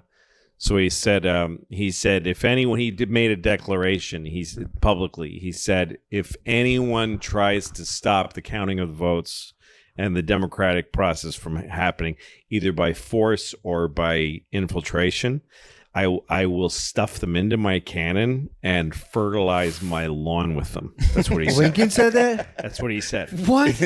No, And, Winfield Scott. Oh, Winfield Scott said Yeah, that. and what he did in real fact, because he was a really smart guy, he gave all of the Capitol police and all those guys that they had the day off. They said go home, and he went and got policemen from Baltimore, from New York City, all kinds of like badass cops, and he had them in plain clothes all over the Capitol, heavily armed, but in plain clothes. So, and people know. So if somebody started something, the guy would just go like this or elbow him or whatever. Yeah. But the appearance was that it was peaceful and that there was no military presence. Whoa. But nothing happened. That's what it took to get Lincoln. Everybody, up to the minute that happened, everyone was like, I don't know if he's ever going to take office. People believed he would never be president. Dude, he wasn't even on the ballot in the southern states. Not even on the ballot. Yeah. What? He didn't win one southern state. A lot of people, big people who would be like whoever now, wrote long things saying, "Don't take office. Your presidency, your victory is hollow. It's not real." Not even just people from the South, but people from the North. Everyone was afraid that Lincoln was going to just immediately free the slaves and start war with the South. And his first inauguration, he says, first thing out of his mouth is, "I have no intention of freeing the Southern slaves or changing their slave laws. And yes, we will chase down and bring you back your slaves when they come up here within reason." He puts like a tiny thing of like, we're not going to like make it our obsession, but we will do it. Like, it's the first thing out of his mouth. That's what bothers me about people, like people that are critics of him hang on to that. And they're like, Lincoln didn't want to do it. It's like, dude, the whole time that's what he wanted. Of course he did. That's what, again, it goes all the way back to the framers. They all wanted this to be a better country than it was. So they knew they couldn't create a nation without slavery. So they said, let's create a nation where people can change peacefully. They can change not only leadership, but the laws. That create a situation where people figure it out for themselves and move forward and change, instead of like a constitution could have been a very permanent thing. It could have been a very solid, permanent thing, but they actually made it elastic on purpose. And that's, Lincoln was like, we'll do it, guys. Yeah. We'll do it. We need some fucking time. And boy, what it cost is crazy. And a lot of people who didn't want slavery were really angry at Lincoln for how hard he pushed that war, and that he didn't just settle it. Just let the South do whatever they want. We have our free blacks here. Let them take their chances down there. You're killing millions, or however many fucking, I don't know how many people it was. Like 250,000 people died in the Civil War. Yeah, probably around there. Something like about how many we killed in Iraq in a day. Yeah, pretty much. True. For doing nothing. Less than Middle Eastern civilians. Measure it in like Persian weddings. Exactly. But it was. Lincoln's the best. He was really something. I mean, it just took a lot of political guts, a lot of fuck. Yeah. This is gonna suck. Just trying to talk to these fucking cunts from the South. That must be nuts. That it's just like, clearly this is for money. It's wrong. Yep. It's wrong. Yeah. It's 1865. Well, it was the ultimate 1860. time. They know it's wrong. Well, and folks not wanting to say that shit's wrong. Yeah. And him like not making them say it, but getting them to just one guy at a time. He would just go around, get support here, get support there, put muscle in where he had it, and he fought a brutal war, fucking incessant war. And he had to wait until he got a victory to fucking announce the Emancipation Proclamation. He was trying so hard to get it out, but his generals kept fucking up and losing. And he would just be writing to these dudes like, go. Yeah, please. Do it. Get one. Get one. Like, I think he wrote it after Antietam, which was like a draw. He was like, that's pretty good. Yeah, he did. He's like, that's close enough. Here we go. We're doing it. Shot. Yeah, and then he got his fucking head blown off. By next to his wife. Yeah. And they put a little napkin, but that was what they did for him. They put a little napkin back there and hoped, but it was not a good. It was not a very. He was alive for a while after. Yeah, that's what he I'm saying. He didn't just die right away. He didn't have to die at all. Yeah. Yeah. He didn't die right away. Really? Yeah. Bled to death. He was like alive in the He's like, can you hotel guys for like just, and a they're day. like, we don't know how to do anything. Yeah. Yeah. What play was he saying? Does anyone know? Fuck, I do know. What? What play? What was the play? It was at the he Ford's Theater. I don't remember the. I'd be curious to see what he was watching. Yeah, it was something good. Yeah. He was fixated. He was into It it. was He didn't Hamilton. notice the That's the assassin. weird thing. It was Hamilton. Yeah, it was Hamilton. Yeah. He was sitting there like, what was it? Nice. He was sitting there watching it like, I got to pretend to like this. Yeah. It's fucking Hamilton. And then they shot him. He was like, "Thank God." This place sucks. Christ, this shit sucks so bad. So that brings us to Johnson. So Dude, this Johnson is was great. the first guy to be impeached. Was What? he impeached? Oh, yeah. I didn't- First guy to be impeached. Yeah. Johnson shows up. This is great. He was like a tough guy. He was supposed to be the counteraction to Yeah. Lincoln. Well, he's one of the reasons the war was prolonged because everybody knew if we could just get rid of Lincoln.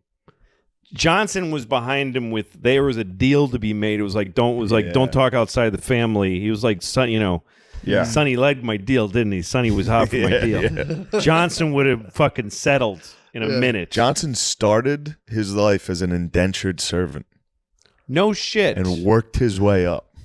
How sick is that?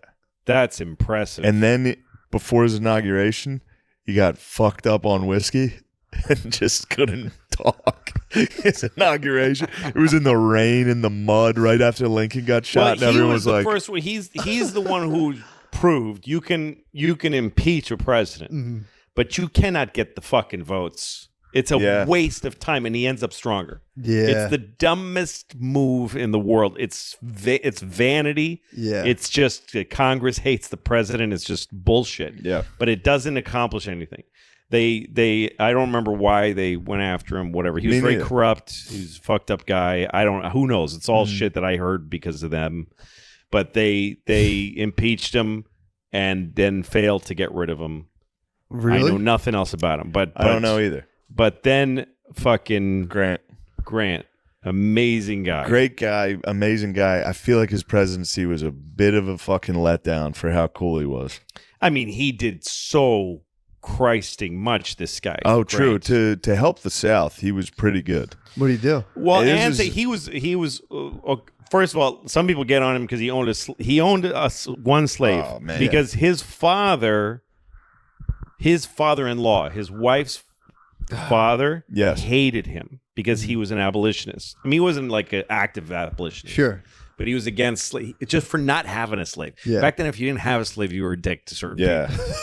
So You were like, put on a mask. Yeah. You were that guy. You were like, why do you have exactly. slaves? yeah, And they're like, why is this guy making me feel uncomfortable? yeah. So he hated him because he had slaves and he didn't want one. So he gave him one as a wedding present, like to spite him. What a dick. Yeah. So Jesus. so Grant made the guy his partner. And Yeah. they started a little business together, which he then freed the guy and gave him the business. Yeah. He made would that go, guy's he would go life. work with the slaves. But He'd they- be out there with them working. yeah, he. And then while he was like financially ruined, yeah. he freed his slaves instead of selling them. But he had one, though? I'm not sure. He might have had one at that That's point. the story. The story I just told you is, Yeah. I think, his slave story. I don't think Yeah. he had a bunch of them. He had one slave and he freed him instead of selling them. But his And father-in-law. and he gave him a business that Yeah. he had started with him. Yeah, his father-in-law history fucked him. He was like, yeah. That's yeah. right. Here's Yeah. slave. That's right. Here's slave. And then he was in He the did, army. absolutely. He was in the army, and he went. One of his first jobs was outpost near San Francisco. It was in the middle of nowhere. There was no. I mean, it was in the desert of California. He was the only one there, and he was a family man. He loved his family. He missed his bag. Missed his family so much, and he started just getting drunk. And somebody came to drop the mail and found him passed out drunk. And that was his only experience with alcohol. He was a very rigidly living guy, and he was known as a drunk for the rest of his life. Really? There's Every arguments. time he had a political problem, they'd go, he's drinking. There's arguments. There's rumors he was fucked up at Shiloh.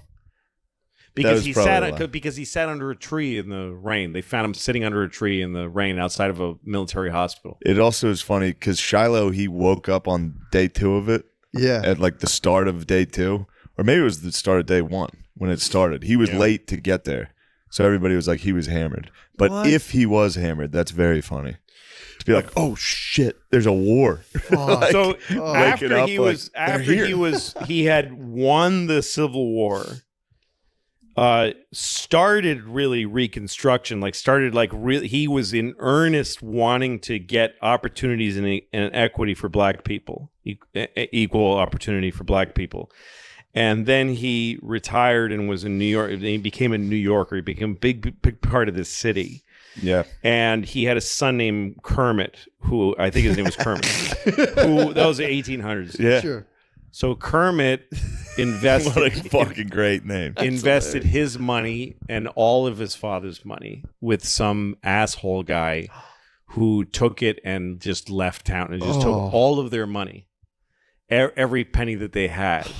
And so Grant went to visit Vanderbilt, who's outside of the Grand Central Station. There's a great statue of him. I think it was Vanderbilt. Yeah. Went to the richest man in New York City, who was a hard ass, a guy who didn't care for charity or anything. But he brought what's his name? The sword that was Lee. Well, He had Robert E. Lee's sword that he surrendered to him. What? He had his Congressional Medal of Honor and the Bible that he took the oath of office in, and he gave them. He said, "I want to sell these to you because I have no money." And Vanderbilt said, "Jesus Christ, Mr. President, holy shit, we're not doing that." He said, I'm going to donate these to the national museums, and I'll give you like he bought them for the nation." Did he buy his biography? Isn't that what he? No. why So he here's wrote what it? happened with the biography. Is the best part of his story, and it's actually his greatest legacy. But his autobiography is like the greatest ever written. Yeah. So he met two guys on a train. He'd do anything for money at this point. His wife was very young. He was broke two guys after on a everything train. he'd been through. He was broke, and his wife was young, and he was going to leave her destitute. So he met two guys on a train. They're like, "Why don't you write your autobiography? We'll pay you $1,000." And he was like, "Done." What? Oh, they So sold then, it. about a week later, he meets up with Mark Twain, was like his best friend, and Mark Twain said, "Why don't you write your autobiography, your memoirs?" And he said, "I'm doing that for these guys."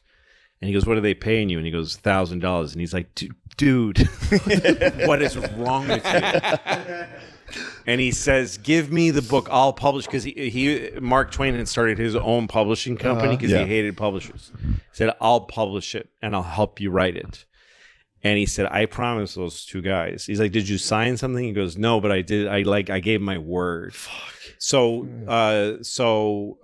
Twain, or his real name, what's his Clemens,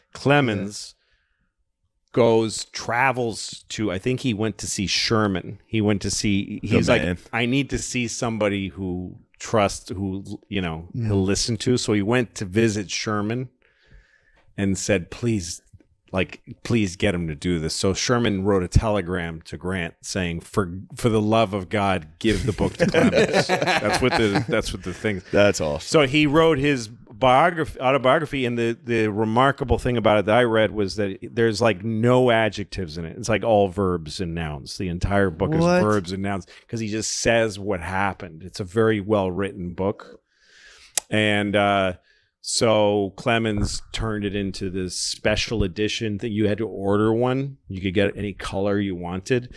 And it was the first blockbuster book in American history. It made like $500,000 in the first month. Meanwhile, he had a goiter that was growing and growing. Many stogies. You always see him with the stogies. Died of throat cancer like right as he finished the book. Whoa. And then his wife was made for life. Her first check from Twain was like $400,000. Whoa. Yeah, I think wasn't he buried here? And Yes. this monument. And he's buried in Grant's tomb in Harlem. And when he died, there was this huge funeral, and it was Northern and Southern soldiers. Southern soldiers were allowed to put back on their Southern uniforms because it was a big thing that his casket was carried by North and South. It's too bad you can never get away with wearing a Confederate uniform in Harlem these days. No, not at all, no. Because that would Get be a away treat. with. Yeah, but he was fucking awesome at the when Lee surrendered. He was very like, I mean, it was unconditional surrender. Mm-hmm. So he was like, you guys are gonna fucking give up, but he was like, keep your guns, go home, start rebuilding. Mm-hmm. Like he could have fucking destroyed the South. Yeah. And he was very chill. I think Custer stole the fucking sword. He hated Did Custer. He? I think Custer stole Lee's sword. Is Maybe he that got right? it back. But I think the story was Grant wouldn't accept it. Or something along Wanted those him to lines. keep it. And Yeah, Custer was a bloodthirsty guy. And then on the parade back into Washington, Grant was obviously out front. Custer fucking rode ahead. And Grant was like, this motherfucker. Custer was the with his man. blonde hair. If you look into Custer, he was pretty fucking cool. I don't know much about him. He fucked up Jeb Stuart at Gettysburg, which was pretty cool because Jeb was the man. And he rode in. He was with the Michigan cavalry, and he was like, "Come on, you Wolverines!" and fucking led them into a charge. That's why they're the Michigan Wolverines. All that shit. So then It's you all got cool. Hayes, who undid all of this cool stuff for black people. It's all and politically, very just he didn't want to deal with it, so he just did away with it. And then you got fucking who else? Then it goes I don't Garfield. know. Then I get Bleary. Yeah, this is like the Gilded Age, is what it's called. It's all shit. Yeah. But this is where shit, like, it goes from we ended slavery to now just right back into just awful. racism. Really? Not slavery, but just every law against them. Subjugation, it became the same obsession as before, Yeah. but without slavery. It just became all about not letting them vote, keep them off the And that goes all ballot. the way up until, like, now. Yeah. Yeah. Like, we're Till just yesterday. 2018, We figured it out we yesterday. figured it out yesterday. Thank God. Yeah. Finally, Today, Arkansas. we got a nice little nation. Yeah. Louisiana cleaned up their act a little. True. And Alabama. My favorite president, just jumping way the fuck ahead, is Nixon. Is my favorite. Dude, he's awesome. He's the best. And again, as a character, Yes. Nixon gave the country one great gift that I wish was like, I wish it was taught, like the speech that Lincoln has on his monument and the ask not what your country and all that shit. The greatest thing that he did, because it speaks more to what Americans live, is that when Nixon was shamed and destroyed and had to leave office, he had to fucking resign. He had to give, after a couple of I'm not a crook and this is all bullshit, he had to go and say, well, All right. I'm going to go and Still not a cook, but I'm going to get out of here. Gerald Ford would take the oath of office at this time in this office. And he left. But before he left, he gave a speech to his staff, to the White House staff. That was impromptu. It was just on his way to the helicopter, and he's copiously crying in the speech. There's video of it that you can see.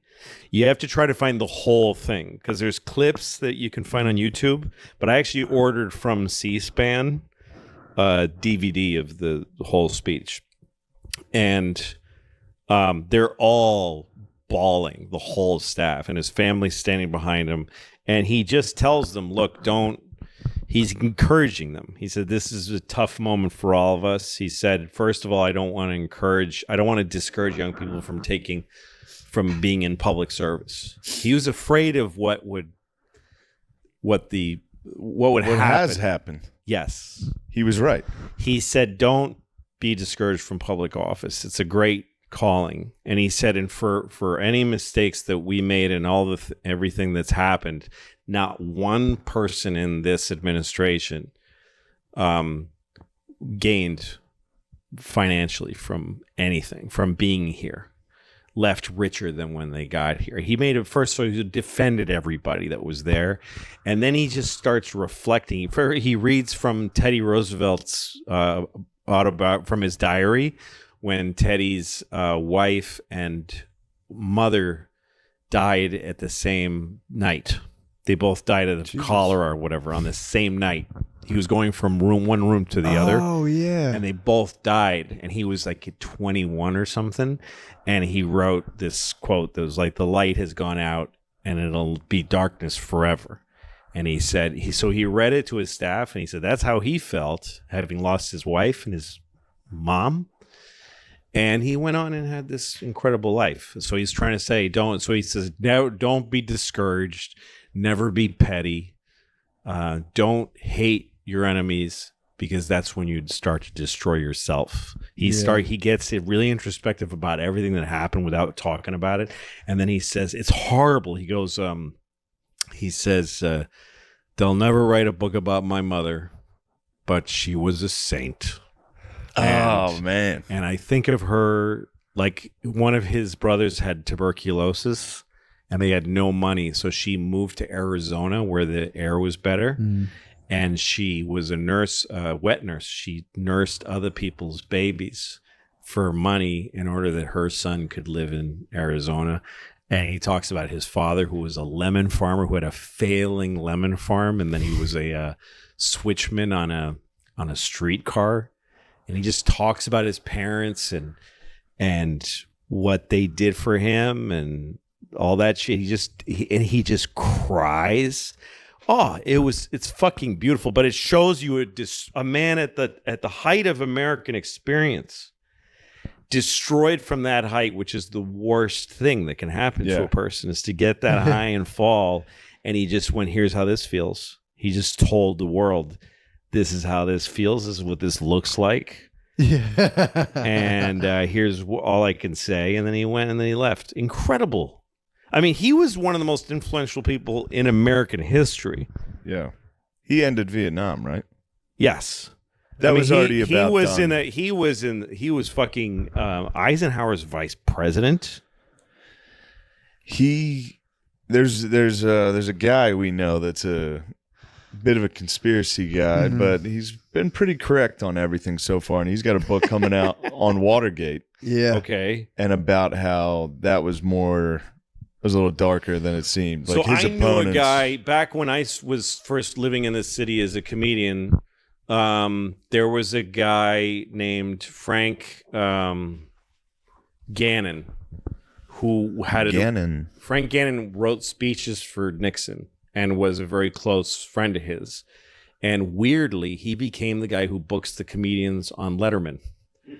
And when I moved to New York back in 1990 or so, being on Letterman was all anybody wanted. So Gannon was the most important person in comedy at the time. And he was a strange guy who was very serious, and he would just come and he'd watch you. And if he liked you, he'd get Morty to come and maybe you'd be on the show. So he liked me. He never got me on the show, but he liked me. So I went to Letterman's office and met him. And I asked him about Nixon because he wrote, Nixon has one big biography called RN that Gannon co-wrote. And he told me that when you get a few drinks in Nixon, he says, the same people that got the Kennedys got me. It's the same people that got, he said it's the same machine that took out John and Robert, Kennedy. Came after him. He said they just couldn't use bullets anymore because it was getting too. They were That's on exactly what we said. We said that without him. Watergate was. He said Watergate was something that happened all the time. It was just like, and still does. I mean, it's not like oh my goodness. It's how things are done. Yeah, it's a safe for the $1 million in it. What president doesn't have a safe for the $1 million? Yeah. It was so that's Nixon's story. That was Nixon's story. He didn't say it in public, because the same as he conceded the presidency to Kennedy, which Kennedy stole. I mean, everyone knows that his father took suitcases of money to delegations and stole the presidency, and Nixon knew it. And he was like, I'm not gonna. This is not good for the country to get into it. That's why he resigned instead of standing trial, and that's why he didn't talk about that's the story, you know. Yeah. Yeah, that's wild, a good man. that's a good most interesting president. Most interesting, I think, to me. Yeah, I mean, Johnson was also a fascinating guy. Yeah. Johnson was, and Reagan was kind of an empty-headed genius, incredible, knows how to just be. As long as somebody else is in the room, Reagan was brilliant. But I'm not sure he had any thoughts. Yeah, You know what I mean? There's people like that. Yeah, he was like an actor that was He's like, an actor. I guess I'll be a Republican Yeah. while he was there. And then, which was pretty admirable at the time because he was actually no, it wasn't because that was in the middle of the Red Scare. He was like one of the guys being like, "You're a communist," and he just became the man. My favorite film of Reagan is Larry King interviewing him after he was shot and saying, "So what do you feel about this guy?" And he said, "Well, I just pray for him. He's a sick man. He's just, I found out later that he's sick. He's mentally ill. So we add him to our prayers, and we hope for the best for him." And he says it with this big. Oh yeah, he's like, God. we're fucking that guy up. yeah. Oh yeah, I hope he's doing good. Yeah. He's doing great. Yeah. I think that should be it, right? Yeah, Yeah, I I think think so. that's That about was enough. fun. You had fun. Yeah, it was good. Why do you accusing me of having fun? Yeah, it was fun. Thanks for doing it, man. Sure. Thanks for asking. It's Thank you. fun. Goodbye. Wow. Yeah, let's just do that. Yeah, we're not gonna do ads on the next one. We got to do ads on this Let's do it. Yeah. one. Can't do ads on the next one. No, dude. In the middle of that, you can't drop an ad. No. So, Man Shane's Secret Podcast is brought to you by Hawthorne. I bet you think it really stinks in here, and it did. But now we've got Hawthorne. What the fuck? What? Why are they saying we stink? Why did they dude? say? And it did. But now we've got Hawthorne to make us look good, feel good, and smell good. Hawthorne makes it quick and easy to be your best with skincare and hair care made just for you. I don't know what I need to. I didn't know what I needed, so I took their fucking quiz. It's super easy, and after answering questions like how much do I sweat and how dry is my skin, they made me a custom box of products. Oh yeah. Boys, Yeah, the quiz. We took the quiz. how'd the cream make you feel? How'd this cologne smell? I'll tell you what. Hawthorne in this email said, boys, Boys. how'd the cream make you feel? No, you don't want to know. I can't talk. That's How'd that triple X, dude. I can't talk about I'll tell that. you how the cream felt. Made me jizz all over myself. Then I had to shower. I'll tell you what. I used to like Manscaped when I remember reading Manscaped's ad, and I was like, I love Manscaped. Stuff sucks. I like Hawthorne, dude. Hey, I'm kidding. I'm kidding. I like Manscaped. Hawthorne's the best, dude. I've been using. I mean, I was dude. just about to start endorsing Oh yeah, true. Hawthorne. Dude, Hawthorne's Matt, let me tell you something, you motherfucker. Hawthorne stands by their customers, so if you're not completely satisfied, they'll retailer your products for free based on your feedback and pay for the shipping. So there's truly no risk at all. That's the Hawthorne way. Normally, when you're buying cream and cologne, Yeah. there's a pretty high risk. Oh yeah. Right now, there's no risk. Not at all, All dude. right. Not at all, dude. Look So at my make face. sure. I've been using the face wash, dude. Look at that. Really, Clean, dude. Touch me. I haven't I even gotten beg you, that. I haven't touch even me. received my sample. Somebody touch me, I beg you. So make. I'll rub you. It's good. So I haven't make- do their clone. Maybe we should put on a lot of their clone before we go to our other To our friend's house. spray ourselves. So make sure you're ready for anything or anyone that comes your way by taking Hawthorne's quiz today. So make sure True. you're ready to fucking, if you're in Walmart, make sure you're ready for anybody. True. Go You to smell good. hawthorne.co and use promo code DRENCHED to get 10% off your first purchase. That's Hawthorne, HAWTHORNE.co. Promo code DRENCHED. Hawthorne.co. Promo code DRENCHED. Yeah, you want to smell good and get, yeah, it's good. You get them smell goods going on. You got this one? Lucy, Yes. guys, just give me some rap about Lucy. Like, you know the favorite flavors. I love it. Mango's my shit because although I'm addicted to it, I'm still a fucking fruity. True. fruity guy. I'm still a bit of a fruit man. Yeah, you want to enjoy it You got to be healthy when you're doing it. for sure. That's how I get my fruits. Yeah, so you guys know the deal. If you're addicted to nicotine, That's a funny joke. if you're addicted to nicotine, go to Lucy. I know guys. that doesn't work. Lucy's Sorry. safe. It's the chemical. They isolate the chemical nicotine and make it taste yummy. They make it taste good. So Yeah. not only are the chemical itself is addicting, they give it a good taste Exactly. to make it even more fucking enjoyable. Exactly. That's all we can do now is just enjoy ourselves, guys. Yeah. So, guys, check out the full line of products at lucy.co and use the promo code DRENCHED at checkout. That's lucy.co, and be sure to use that promo code DRENCHED. And if you're a listener from Canada, Lucy is now available at ca.lucy.co. Warning, this product contains nicotine. Nicotine is an addictive chemical, but also that's why you like it. That's why you like it, and that's why it's you fun. like it. And probably the baby was probably on nicotine when he had that quick reaction time to get that guy. True. He probably you has some You ever chaw. play Red Dead? Yeah, You I can played. take tobacco to. Can you really? You can take Lucy to fucking. The golden eye. Yeah, there's a lot of yeah. So, guys, I'm gonna be on my fucking dumb tour Ooh, forever. I'm gonna be on the road forever.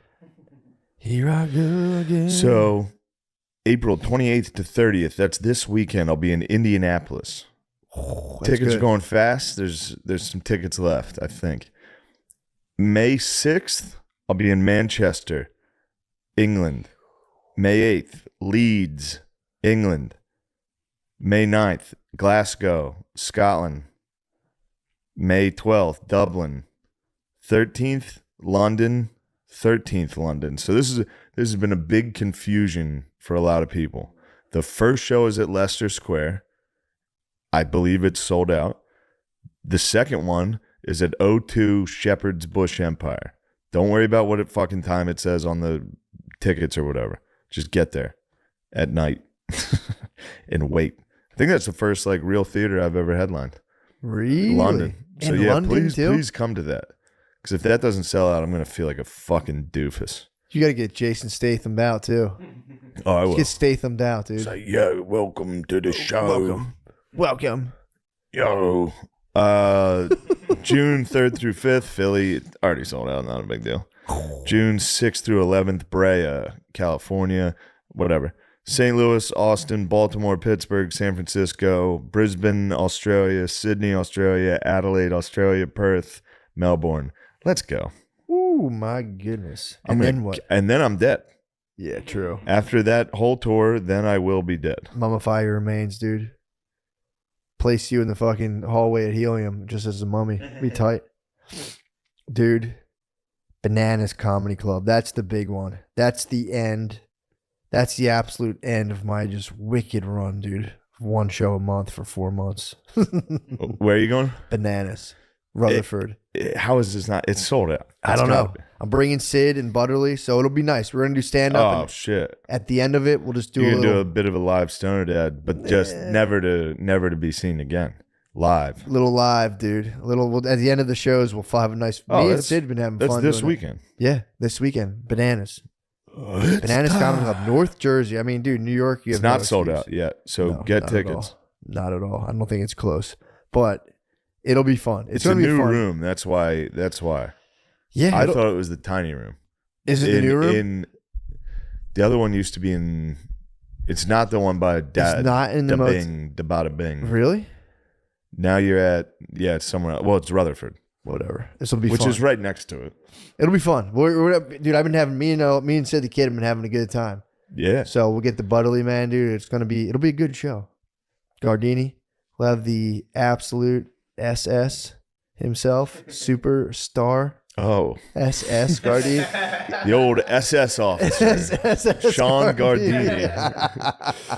I was disappointed no one yelled Adolf at Chris when he got on Someone stage. did, I think. Someone yelled. Someone All hit right. him with a I sponge. went outside to hear. Yes, he gets hit with a Yeah. sponge. No, still. he got hit with turd, I think, actually. Turd's one Turds that's the that's vintage. tough. That means you're a GBT. super. That means you're an OG fan. True. Also, I would like to get Gus the Groundhog going for Nate Marshall. Nice. That's what I was thinking about. I'd like for him to be called Gus.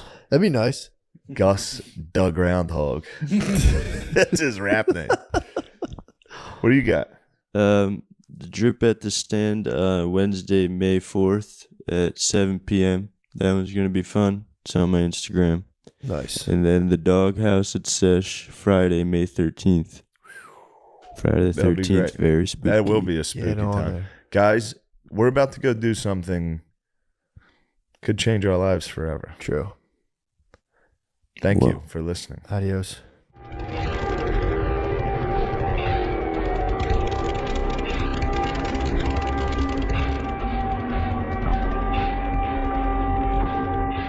It's a word that stings. It carries the weight of disappointment, fear, embarrassment, and sometimes even shame. It's the job you didn't get, the exam you didn't pass, the business that didn't take off, the relationship that broke down, the dream that slipped through your fingers. Everyone in this room knows failure, whether we talk about it or not.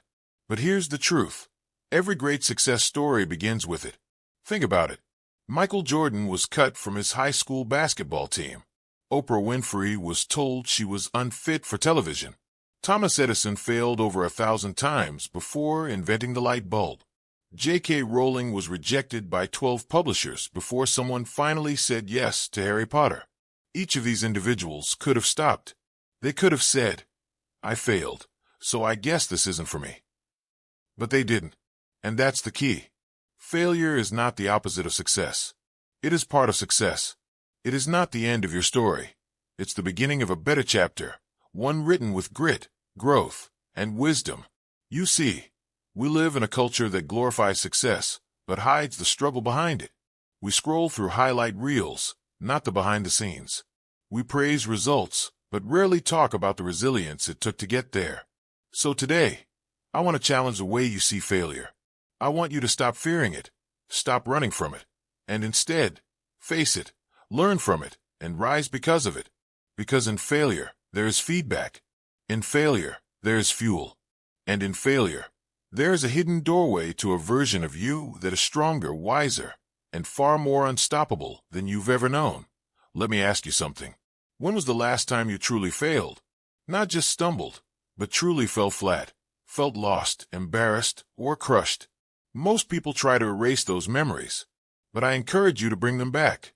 Not to relive the pain, but to reclaim the power hidden inside them. Because failure isn't a dead end, it's a detour. It's life's way of saying, you're not ready yet. Or maybe, there's something better, keep going. Let's look at what failure teaches us. 1. Failure builds resilience. Resilience isn't built during easy times. It's forged in adversity. When you fail and still choose to get back up, you become mentally tougher. You gain something you can't buy, read about, or fake grit. Grit is what makes people keep showing up, long after others have quit. It's what turns ordinary individuals into extraordinary success stories. 2. Failure provides clarity. Failure removes illusions. It shows us what's working and what's not. Sometimes it reveals that we were chasing the wrong goals, or chasing someone else's dream. It forces us to reflect, reframe, and realign with what truly matters. Every failed attempt is data. It's feedback. It tells us, try again, but try smarter. 3. Failure strengthens character. Do you want to know who someone really is? Don't look at how they handle winning. Look at how they handle failure. Failure humbles us. It strips away ego, pride, and pretense. It tests your patience, your integrity, your values. And if you keep walking through it, you'll come out the other side not just with better results, but as a better person. 4. Failure connects us. Failure reminds us that we're human. We all fall. We all struggle. And because of that, we can help each other. Your story of falling and rising again may be the exact story someone else needs to hear, so they don't give up. Every scar you carry is a message that says, I survived, and you can too. Now, I want you to imagine something. Imagine if Edison had given up at his 999th failed attempt to invent the light bulb. Imagine if Steve Jobs had stayed bitter after being fired from the very company he built. Imagine if you gave up on your dream because of one rejection, one bad day, one painful failure. Where would the world be? Where would you be? You see, failure isn't the thing holding you back. Fear is.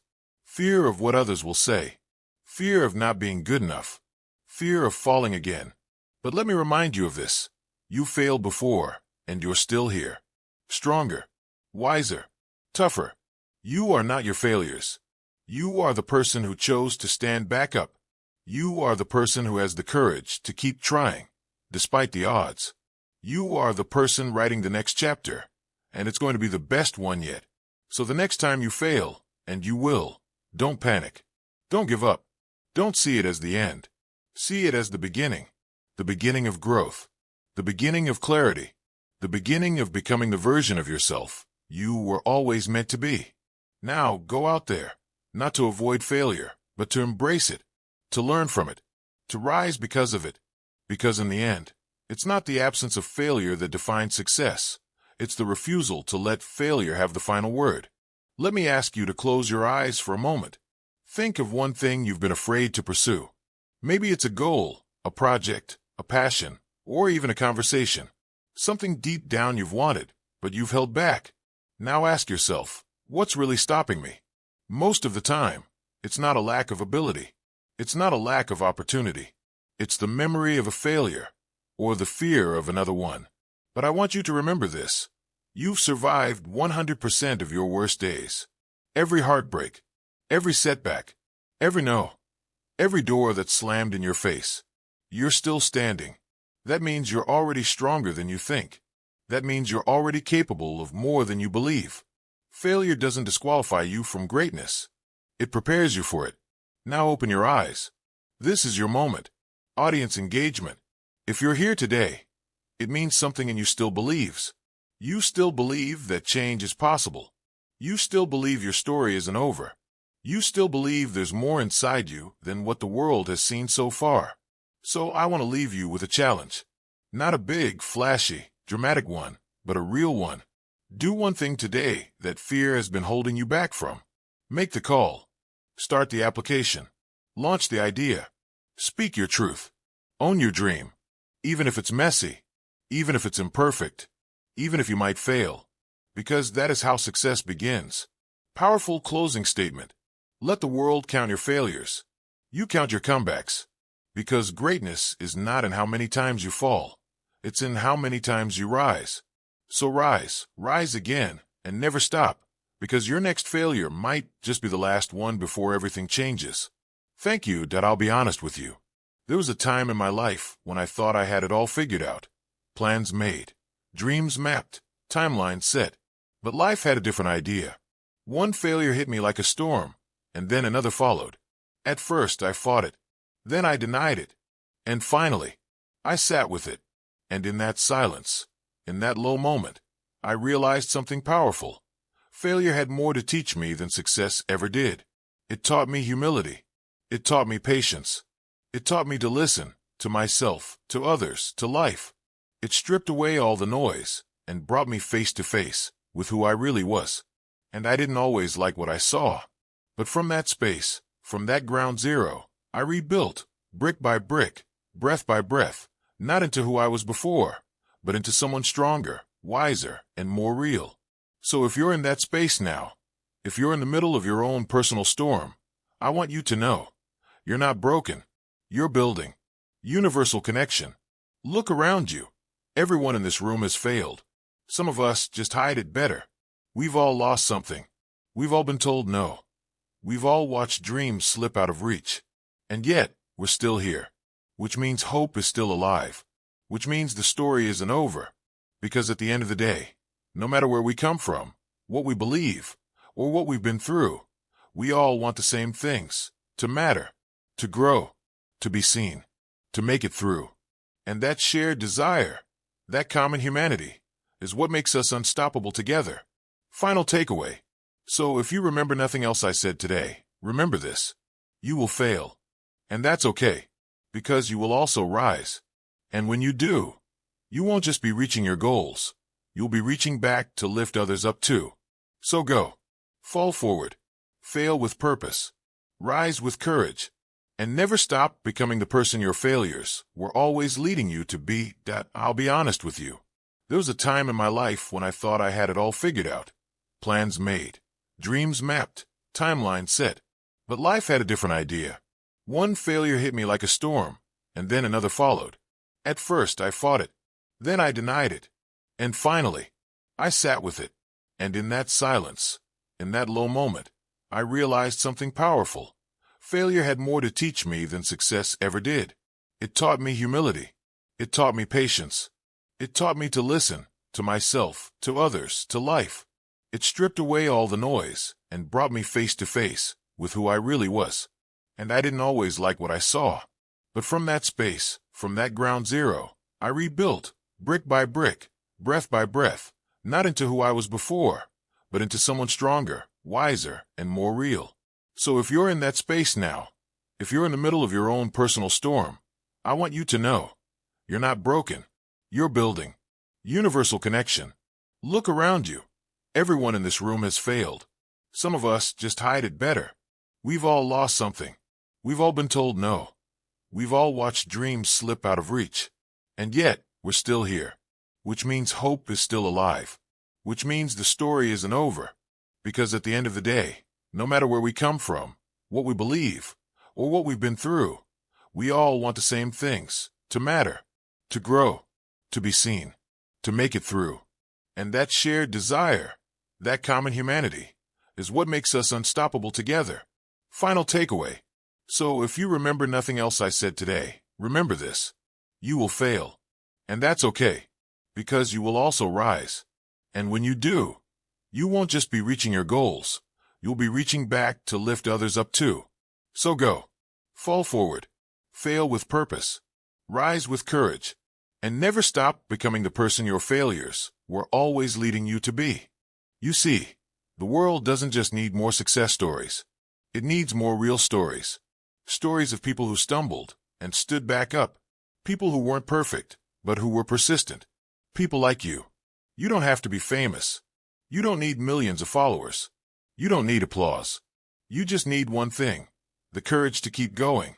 When you overcome failure, you light a path for others. You show them that it can be done. That falling is not final. That strength doesn't always look like winning. It sometimes looks like getting up with shaky legs and saying, "I'm trying again." So be that example. Be the one who doesn't quit. Be the one who rewrites their story. Be the one your younger self would be proud of. Your legacy starts now. 10 years from now, you'll look back at this moment. Will you remember a time you backed away from your dream, or the moment you chose to rise anyway? Will you remember what broke you, or what built you? Let this be the moment everything shifts, not because it got easier, but because you got bolder.